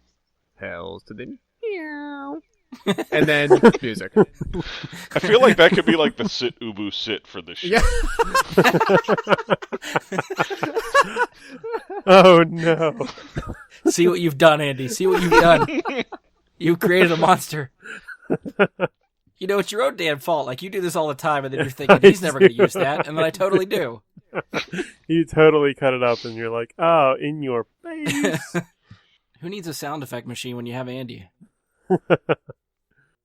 And I'm pretty sure I have more clips of you just doing the same, just saying something that you didn't think we'd use, and I still use it. I never knew I made weird sounds. That was one of my favorite episodes to record. Not just because of the subject matter, but now that we're hearing it again, that was one of my favorite intro, pre-episode talks. Later on, I do have my favorite cold open that we've done, at least in the 50 to 100, maybe my top one overall, just because I thought it was fucking hilarious. But we'll get there. Next one I got. This was an idea I think we've never used. I'll let this clip kind of play. We can decide if it's something to maybe try for a future episode, even though I'm not sure how that would work for an audio podcast, but I'll let you decide.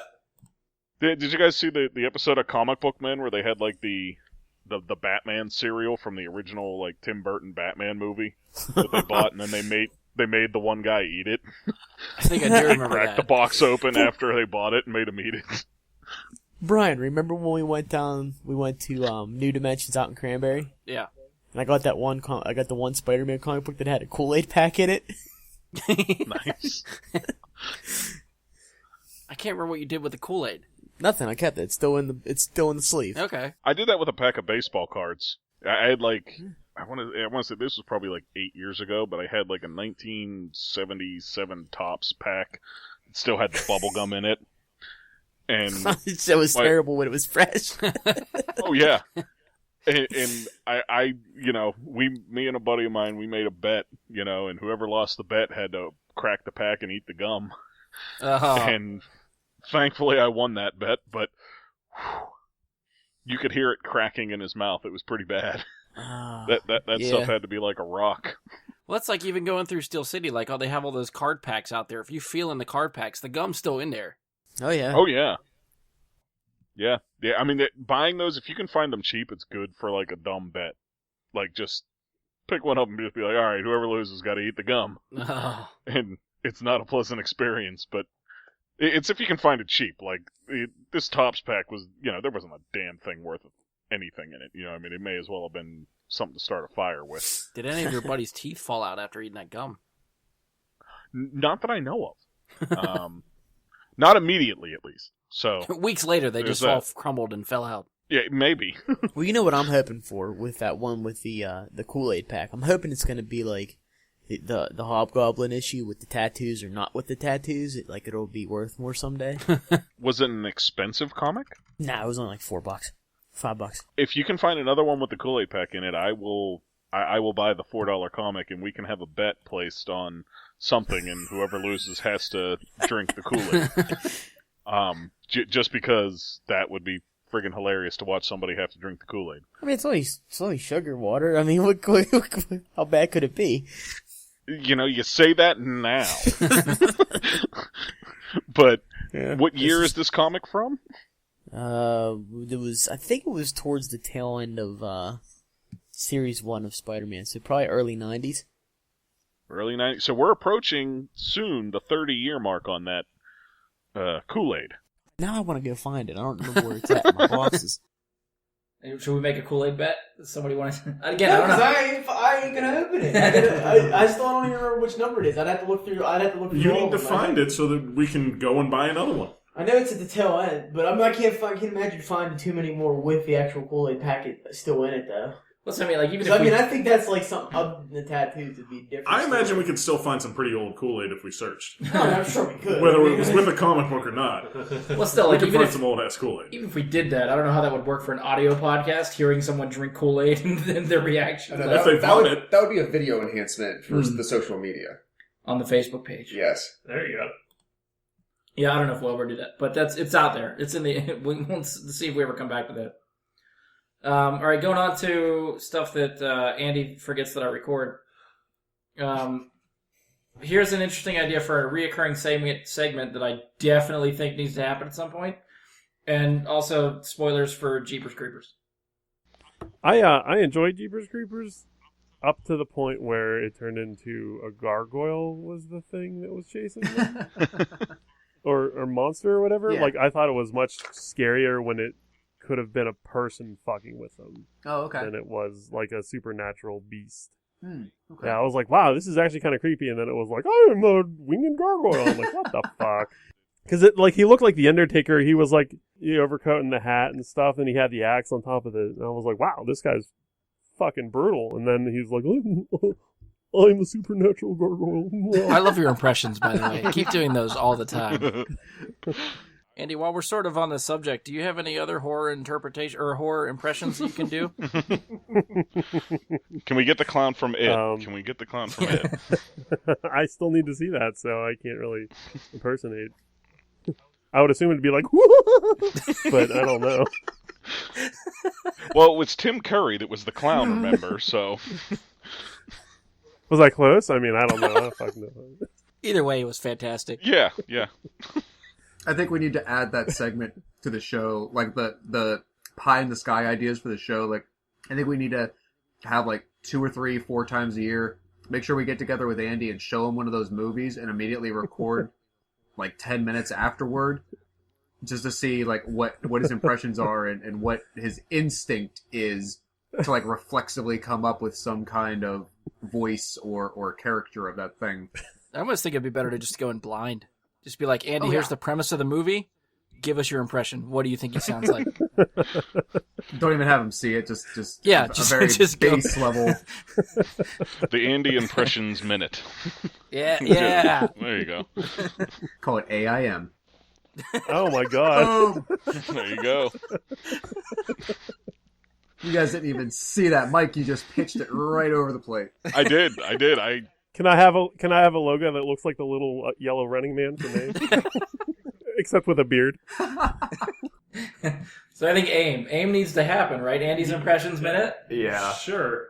We'll just give you the title of a movie. What does this person sound like in this movie? And just run with it. Like the Denzel Washington Training Day.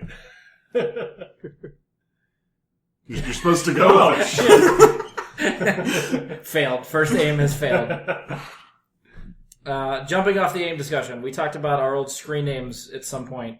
Josh let us know what his was, and apparently I guessed horribly wrong on its meaning. I'm going to say my instant messenger name until I got rid of it, like, so I stopped using it in college, was Mystic Spiral. Does anybody know what that is?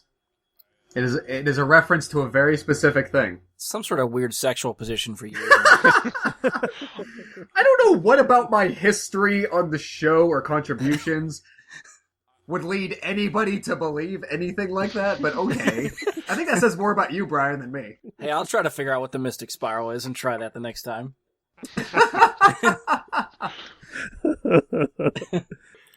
Brian, have you figured it out? I haven't figured it out. Have you tried it?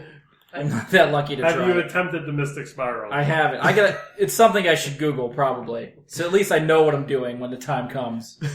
What is the Mystic Spiral? I seriously don't know. Did we ever get past that part and actually explain I don't what know it if we was? ever got to what the meaning was. Because we got sidetracked from Yeah, that. probably. Well, now I'm just going to leave it as a mystery. God damn it! This is the 100th mystic. episode. And Now is the time to debut what this is. It's really disappointing now that we've gone that far. Hammer it home. Tell us how This has stupid been we a are. long Come on. wait for a reveal This that is- it's not going to be that amazing. It was the name of Trent's band on Daria. Oh, see, I wouldn't have got that. Yeah, like I said, really disappointing. I Like, had to that's, think what Daria was at first, and then I was like, oh, Beavis and Butthead, okay. Yeah. that's it. It's a deep cut. Not for me. Like, that was part, like, I love that show. I watched it all the time in middle school and early high Well, school. you're right. So, like, He did make the name back when that was still on Yeah. television. True. You got to think and of the time like, period. like the joke of the show was always like, our name's Mystic Spiral, but we are thinking of changing it. Like, they were always about to do a name change, or, you know, they were so lackadaisical about their own ambitions. Like, we might change it. Probably not. That kind of stuff. So, yeah, that's it. Sorry for the letdown, but At least we know. The mystery has been I solved. wish it was something way better, but although, I mean, hey, maybe there's room for innovation. Take that for name. what that meaning is. Yeah, take that name. Create your own. All right, so on the topic of sort of like screen names, one of the times we were recording before the show, Bradley let it slip what his gamer tag actually is. You always had people that had to put X's or O's or shit after their name because they couldn't get the one they wanted, so you put a couple of X's there You see until it gamer accepted tags it. like that everywhere on Xbox Live. I was gonna say technically my gamer tag's Dead Pooey or Darth Pooey because Oh, that's right. it's an uppercase I that makes it look like Darth Pool. Darth Pooey actually sounds kind of funny though. Like It does kind of. that's a close second. Yeah. That's not bad. Yeah, I do kind of want that to be a thing. From now on, I don't think I can call you Darth Pool. It's Darth Pooey from now on. I can't get Darth Pooey out of my head. No. That's definitely going to be a thing now. Darth Bowie to the rescue. I just want to see like the little character or an avatar or something, like some illustrative little poo. representation The of poo. Darth You Bowie. put the poo emoji. Yeah, The With poo the emoji with the Deadpool Deadpool mask. face. Yeah. That could work. I'm on board with that. If somebody does the art, I'll change my gamer picture. I can't do the art myself, but calling all listeners of the show with a talent that we do not possess. We Some need sort of we need artistic some background. artwork. yes. Photoshop that shit. Yeah. All right, so these guys will tell you, I suck at starting the show. Most times my brain just doesn't want to cooperate when I'm trying to form words, and stuff like this happens. Hello and welcome to another episode of Bry Guy and his Super Friends, where we give you your geek. I always fuck up this first one. I can never get the first one right. And I was thinking about fucking with you to make you fuck it up. And I can do it on my own. It's Didn't no even need problem to. at all. All right, take two. What, you're doing a second take? We're not just rolling? Nope. The I'm doing fuck? it again. I gotta be at least professional in the intro. After that, it's all shit. Oh, I got more. Yeah, I'd say we probably have a clip show of these. I only picked a couple. I could have picked more. Along with the ones I mess up, there are other times when I get help from these guys to screw me up. Hello and welcome to another episode of Bry Guy and his Super Friends. We all know the real reason Professor X lost his mind is because he couldn't figure out how the X-Men movies... You suck at this. there it is. Motherfucker. I practiced it. I practiced it earlier, and then I can't, it worked. How now, brown cow? Yeah. How now, brown cow? The Human Torch was denied a bank loan. All right. Take two. Shake it off. Hello and welcome to... What the fuck? Just go with it. It's gonna be one of those things where, like, the laughing take, where I can't stop laughing now when I try to do it. So that was Andy. Thanks for that. Was that Yeah, was me? you. That was totally you. Woo! And then I have some, even when I get help, that I just completely and utterly fail. Hello and welcome to another episode of Bry Guy and his Super Friends. Well, we will do our best to talk about Kong Skull Island. See, I knew it. I was gonna That's only like halfway through, too. I know I have more words to get through, and it's going to fuck me up again.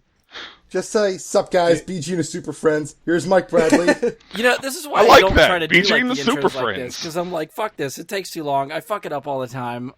It's not worth the effort. Send it to me. I'll do it. All right, so if somebody else does this intro part, am I picking up at the host, like I'm your host, Brian, after that? You're not the host Yeah, after that's fine. this. Yeah, really. Hello and welcome to another episode of Bry Guy and his Super Friends, where we will do our best to talk about Kong's Skull Island before the show spirals out of control into an abundance of insults, name-calling, and yo mama jokes. Stepping in, I'm your host, Brian Labick. Joining me for this one-way ticket to Skull Island is someone who will hopefully keep... I can't even do the fucking... I should have just said your name. Should have just said your name. Fuck. You want to send this one out this week, Brian? I probably should. It's probably not. It's not even worth it anymore. Shit like that, if you notice, I stopped doing intros because I can't... It's just easier if I don't do them. Oh man, Ian's laugh is just Yes. awesome. Yes. Was there? It might have been in the first 50. Maybe that's why I wasn't It was the included. The 50th. one where you cut him off just as you're about, Brian. Just Oh, as that you're might about to have been. take that breath. Andy steps in just as your exhale's about to come. He just cuts off. Welcome to Brian Guy Super Friends. Yeah, you got some good timing with that. You I know did. exactly I where to got hit it. it. Yeah, because you always go. And That's then how I just went right into it. I was like, okay, I'm doing it. It was great. Caught you off guard. Yeah, you did. Definitely. All right, so after this next clip, I almost felt like we had to revoke our geek card on this one. Just almost. I think it has something to do with like a superpowered female of some kind or something. She has some sort of something with her that maybe gives her powers. Yeah, it auto played the trailer for it the one time I turned on Netflix, and it seemed like that's where it was going. Okay. Fuck autoplay, let me tell you. Well, since you've seen that trailer, do you feel like it's going more towards the Stranger Things superpower thing, or more towards like Serenity? Serenity as in Firefly. Rain. What was that her name, Rain? Fuck, why can't... I know it's Summer Glau. Yeah. Yeah. It's been so long. Oh my god, this is such a terrible brain fart. River Tam. Oh, okay. Yeah, I knew River. it had to do with water. You had the R. Oh, our geek card. We should all turn it in. That was terrible. It's so bad. Like, you just start... When soon as that microphone turns on, half the shit you remember is gone. Yeah, it's an odd feeling. What else do I got? There's times like this, I think, when we should all be thankful that we're just an audio podcast and there are no visuals along with this show. Nice view of Andy's crotch going on right there. You like that? Ian's not wearing pants. Andy's putting his crotch in front of the camera. We're ready to party tonight. Oh, maybe I should do that now. Yeah. We want to be sure. We want to be sure you're not lying. You actually don't have pants on. Oh yeah, screen cap and put it on the Facebook. Yeah. Look, guys, we're recording right now. You got Andy's crotch, me and my boxers. Brian just sitting there looking at it. I'll get real close. Do that or give it a little thumbs up. Creepy. Oh, what the fuck? Why did that thing pop up? Oh, there we go. This is how we start the show. Okay, no, we're good. We're good. I thought something was popping up. Is it because Ian doesn't have pants on? Man.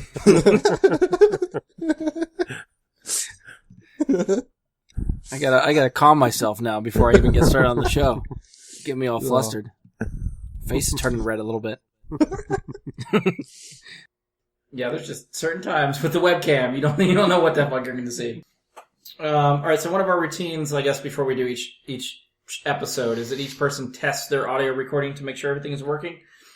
Andy just recently sent me this little clip of how he tests his microphone. I think he might have a side job as a scat man. Skibbly bop bop boo bop, skibbly bop bop boo bop, beep beep doo beep. Like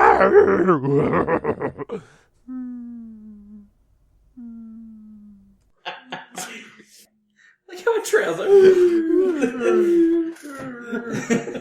I try to hit all the channels, man. It works for you. It works. I've mentioned on numerous occasions how Andy keeps providing me sound bites. This is one that I'm definitely going to use at some point when we do this segment again. Yeah, so if I got 1, 2, 3 headlines, the superpower beatdown, and then the what's up with you stuff. Cool. What's up with you? Not much, man. What's up with you? I might have to use that for the intro for that segment whenever we do it in the future. Oh, man. You're just going to be my clip guy. Every time I need a clip to sort of set something up. Damn it, Brian. You're setting me up. I don't even ask for it. You do it on your own. So the what's up with you clip is definitely coming back. I want you to know that. Oh, damn it. I didn't think it was that good. We haven't done it since... Well, it'd be nice to just throw something in front of it just before we do it. You gave it to me without I asking. mean, I didn't make any siren noises or anything. That's okay. I can put music or something behind it. I'll jazz it up for you. We need to find a way to give it some like techno background or something. What's up with you? What's up with you? Put that in the podcast people thing together. Yeah. It could get crazy. I didn't know that was a thing. Becky told me the last episode. I didn't realize the thing She was either. like, oh, I thought he was going to do the story. And now you have a Like, thing. What? That's okay. Everybody's got to have a thing. Now you found yours. It's all good. I wish I had a different thing. That's what she said. Touche. Nicely done. All right, so these are the last two clips I have. They coincide. Usually when we're talking before the show, sometimes we start brainstorming some ideas to use. Not all of them are good. Sometimes an idea can sort of snowball into something that's actually really awesome. So this is... I'm going to play the actual clip first. This is the unedited version. And then I'll play the edited version we actually used for the intro. And this is for episode 86, if you remember that one. It's probably one of my favorite things ever. Really, any excuse to play it again, I think, is worth it. But this is I'll play the unedited version and then the edited version afterwards. You know what would be fun, guys? You know what would be fun? I think we should do a whole podcast trying to talk like the Micro Machine guy. Yeah. How does the Micro Machine guy talk? The real fast, like, legalese talker guys. Yeah, like the auctioneer fuckers. Yeah, I can't talk regular speed, let alone trying to speed it up and talk fast. I stumble over words as it is. Well, maybe you should just use your editing magic to speed up so we all sound like Alvin and the fucking Chickmunks and stuff. I wonder if I can do that. I've never actually tried to speed us up. We got an opening now. Now I'm like, ooh, what do the effects do? Oh, no, there is a change speed effect. Booyah! I might have to play with that when I'm editing just to see what it sounds like. We can call it the Bry Guy and Super Friends Helium and Speed Round. Bry Guy and a Super Friends at Super Speed. Yeah, there we go. What I should do is maybe for the intro or for the cold open now, I'll just have you talk about speeding us up, how I find the speed, and then everything we talk about after that will be sped up until we get to the theme song. Yeah, so right now that's all you're hearing when you're listening. It's gonna be good. I mean, I don't know if that's going to work, but it's a decent idea. I guess it's an idea. No, it's totally an idea. If I don't use it, if it works, and I find something better to use for the cold open, that's definitely going for the 100. Booyah! The whole 100th? That's the whole episode? We're just going to speed up the entire 100th episode so no one will understand what the hell we're talking about. We'll take time to record it for 2 hours, 2.5 hours, but we'll just play it double speed. We could call it the secret episode because it'd be like one of those things where you have to like take a record and play it backwards to get the secret message. You'd have to like download you'd have to download it and edit it yourself so you could slow down the speed and actually hear what we're saying. Yeah. I can't get people to download these episodes for free, let alone download additional software to speed it up and play it backwards. We should have a secret message minute at the end of every podcast where you speed everything up so people have to like, do effort to like hear what we're saying. I like where your head's at. A little bit more fan interaction. Yeah. But we can't get people to listen to this show, period.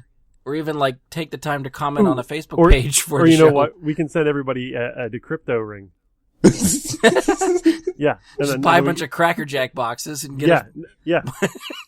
and then we can like give them secret messages, be like A4, D12, and then they have to decrypt it and we can tell them to like drink their Ovaltine or some kind of shit. Yeah. I'm stalking. You know what? I will let you head up that plan. You can find a way to implement that. Finally, you give me some fucking power in this fucking podcast. You have some homework. You get like 20 decoder rings, because those are probably the only... We'll be lucky if we get 20 people that want to do this. Yeah. And then find a message that's worth decoding. Yeah. And then they have to send me money orders of $20. If you start making bank off this, I want at least a little bit. Oh, no. This is my idea. I'm giving you the platform. Oh, okay. I'll give you 15%. Done. Oh, nice. You heard it now, folks. It's a deal. The deal has been struck. I really expect like $1.50 out of all this when it's said and done. Digital handshake right there, buddy. All right, so if you remember talking about speeding up and what the intro was that we played the one time, this is still one of my favorite things ever. So this is the edited version. It's in front of episode 86. You know what would be fun, guys? You know what would be fun? I think we should do a whole podcast trying to talk like the Micro Machine guy.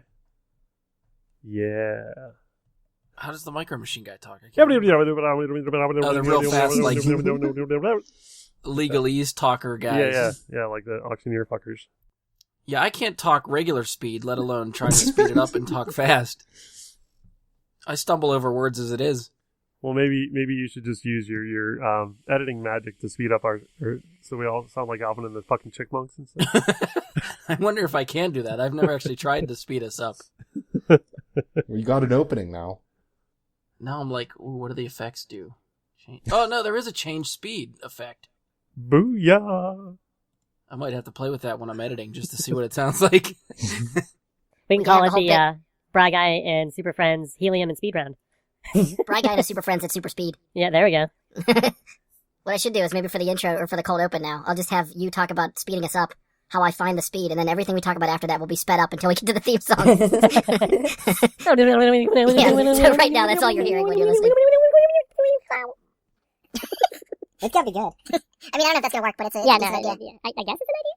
No, it's totally an idea. If I don't use it, if it works, and I find something better to use for the cold open, that's definitely going for the 100. Booyah. The whole 100th? That's the whole episode? We're just gonna speed up the entire 100th episode, so no one will understand what the hell we're talking about.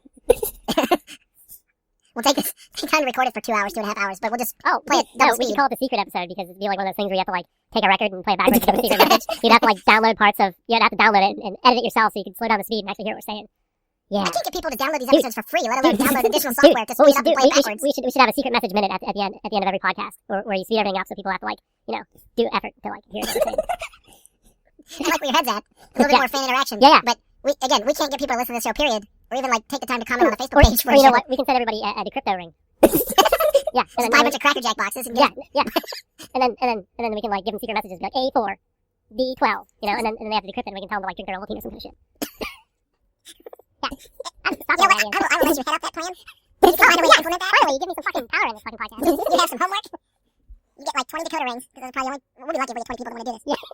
And then find a message that's worth decoding. Yeah. And then they have to send me money or just play the horse. You start making bank off this. I want at least a little bit. Oh, no, this is my idea. I'm giving you the platform. Okay, I'll give you 15%. Done. Oh, nice. You heard that, folks. The deal has been struck. I really expect like $1.50 out of all this when it's said and done. Digital handshake right there, buddy. That was it. That's all it is. There's that booyah. It's in there. That little. Yes. You need to absolutely just clip that. Just place it. Just random places. That could be Andy's thing. Every time he's on, just go booyah. All right, so that's all the clips I got. I figured we'll sort of wrap up with this. Maybe I'll just ask you guys: do you have anything, like any favorite episodes? Either something you've been on, something you listened to, anything that you've been a part of that was funny on one of these shows? Anything you remember? I gotta go with when the cold open that we had where my microphone stopped working. That was hilarious. Yeah. I wish I knew what episode that was so I could plug that one. But that was the one where we found the Ian laugh track. Yep. Yes. That was hilarious.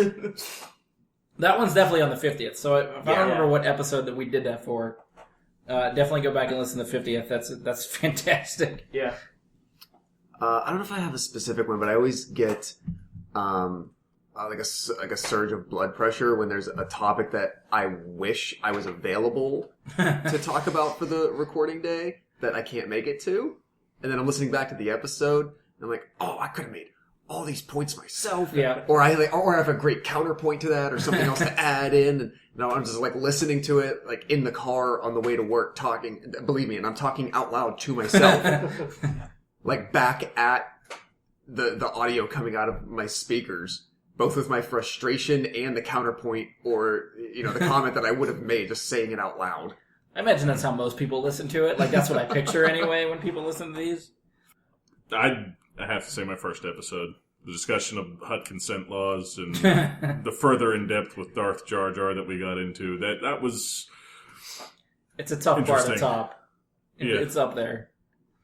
Andy, anything stand out to you? The ARG episode. The E3 one. Yeah. Yeah, if you haven't listened to that, we had, I forget how it's in the intro, or the cold open, how we got there. But every time we mentioned the word pirate, Andy had to say ARG every time. Yep. To his credit, he stuck up to it. It worked pretty well. I thought it wasn't distracting at all. Yeah. I tried to just, interject it as like, ARG, a comma. Again, so that's an episode I was listening to, and I thought like what it made me think of was that scene in Super Troopers where the cop pulls the couple over and he's like, how many times can I insert meow? Yeah, right. That's exactly how I thought it would go. Like he's in the middle of making a point and you just throw an ARG in there, just keep going. Yeah, that was great. That was really fun. Some of my favorites, I usually love doing the top 10 stuff, like the most anticipated, the favorite movies we do. I don't know. I always get a kick out of those, talking about the movies and stuff that we are looking forward to or that we've seen. I really like the spin you put on this year's, where you kind of collected the popularity data and gave us like a score. Oh, yeah, end. okay. I thought that was really cool. Fuck you, Suicide Squad, for fucking me over. Yeah, we'll try to keep doing that for whenever we do favorite movies of 2017. See where everybody ranks. See if I can score it. I feel like you guys were complaining how I scored some of the stuff, though. or like how I added them up or something to see who is the best, quote unquote, the best. You just added them up and had an average, right? Right. Yeah. I can't remember. I have to go back and listen to it again, but I know somebody was calling me on. Oh, I think it was me that questioned on whether you were using the audience or the critics off of maybe Rotten maybe I Tomatoes. need both then. We'll have to look. Because very often there's quite a difference in those. Well, yeah, because I feel like you and Josh got really good scores because of the critic score. The sci-fi the Arrival. The Arrival. Yeah. Oh yeah. That was on your list. That really was. Whatever you did, I fared well, so keep doing it. I did not fare well, so change it. I mean, speaking of the top 10 episodes, I think when we did our favorite 2016 ones, as part of that, we also referenced back to what our anticipated for 2016 was. Yeah. And I don't think we did that when we did 2015.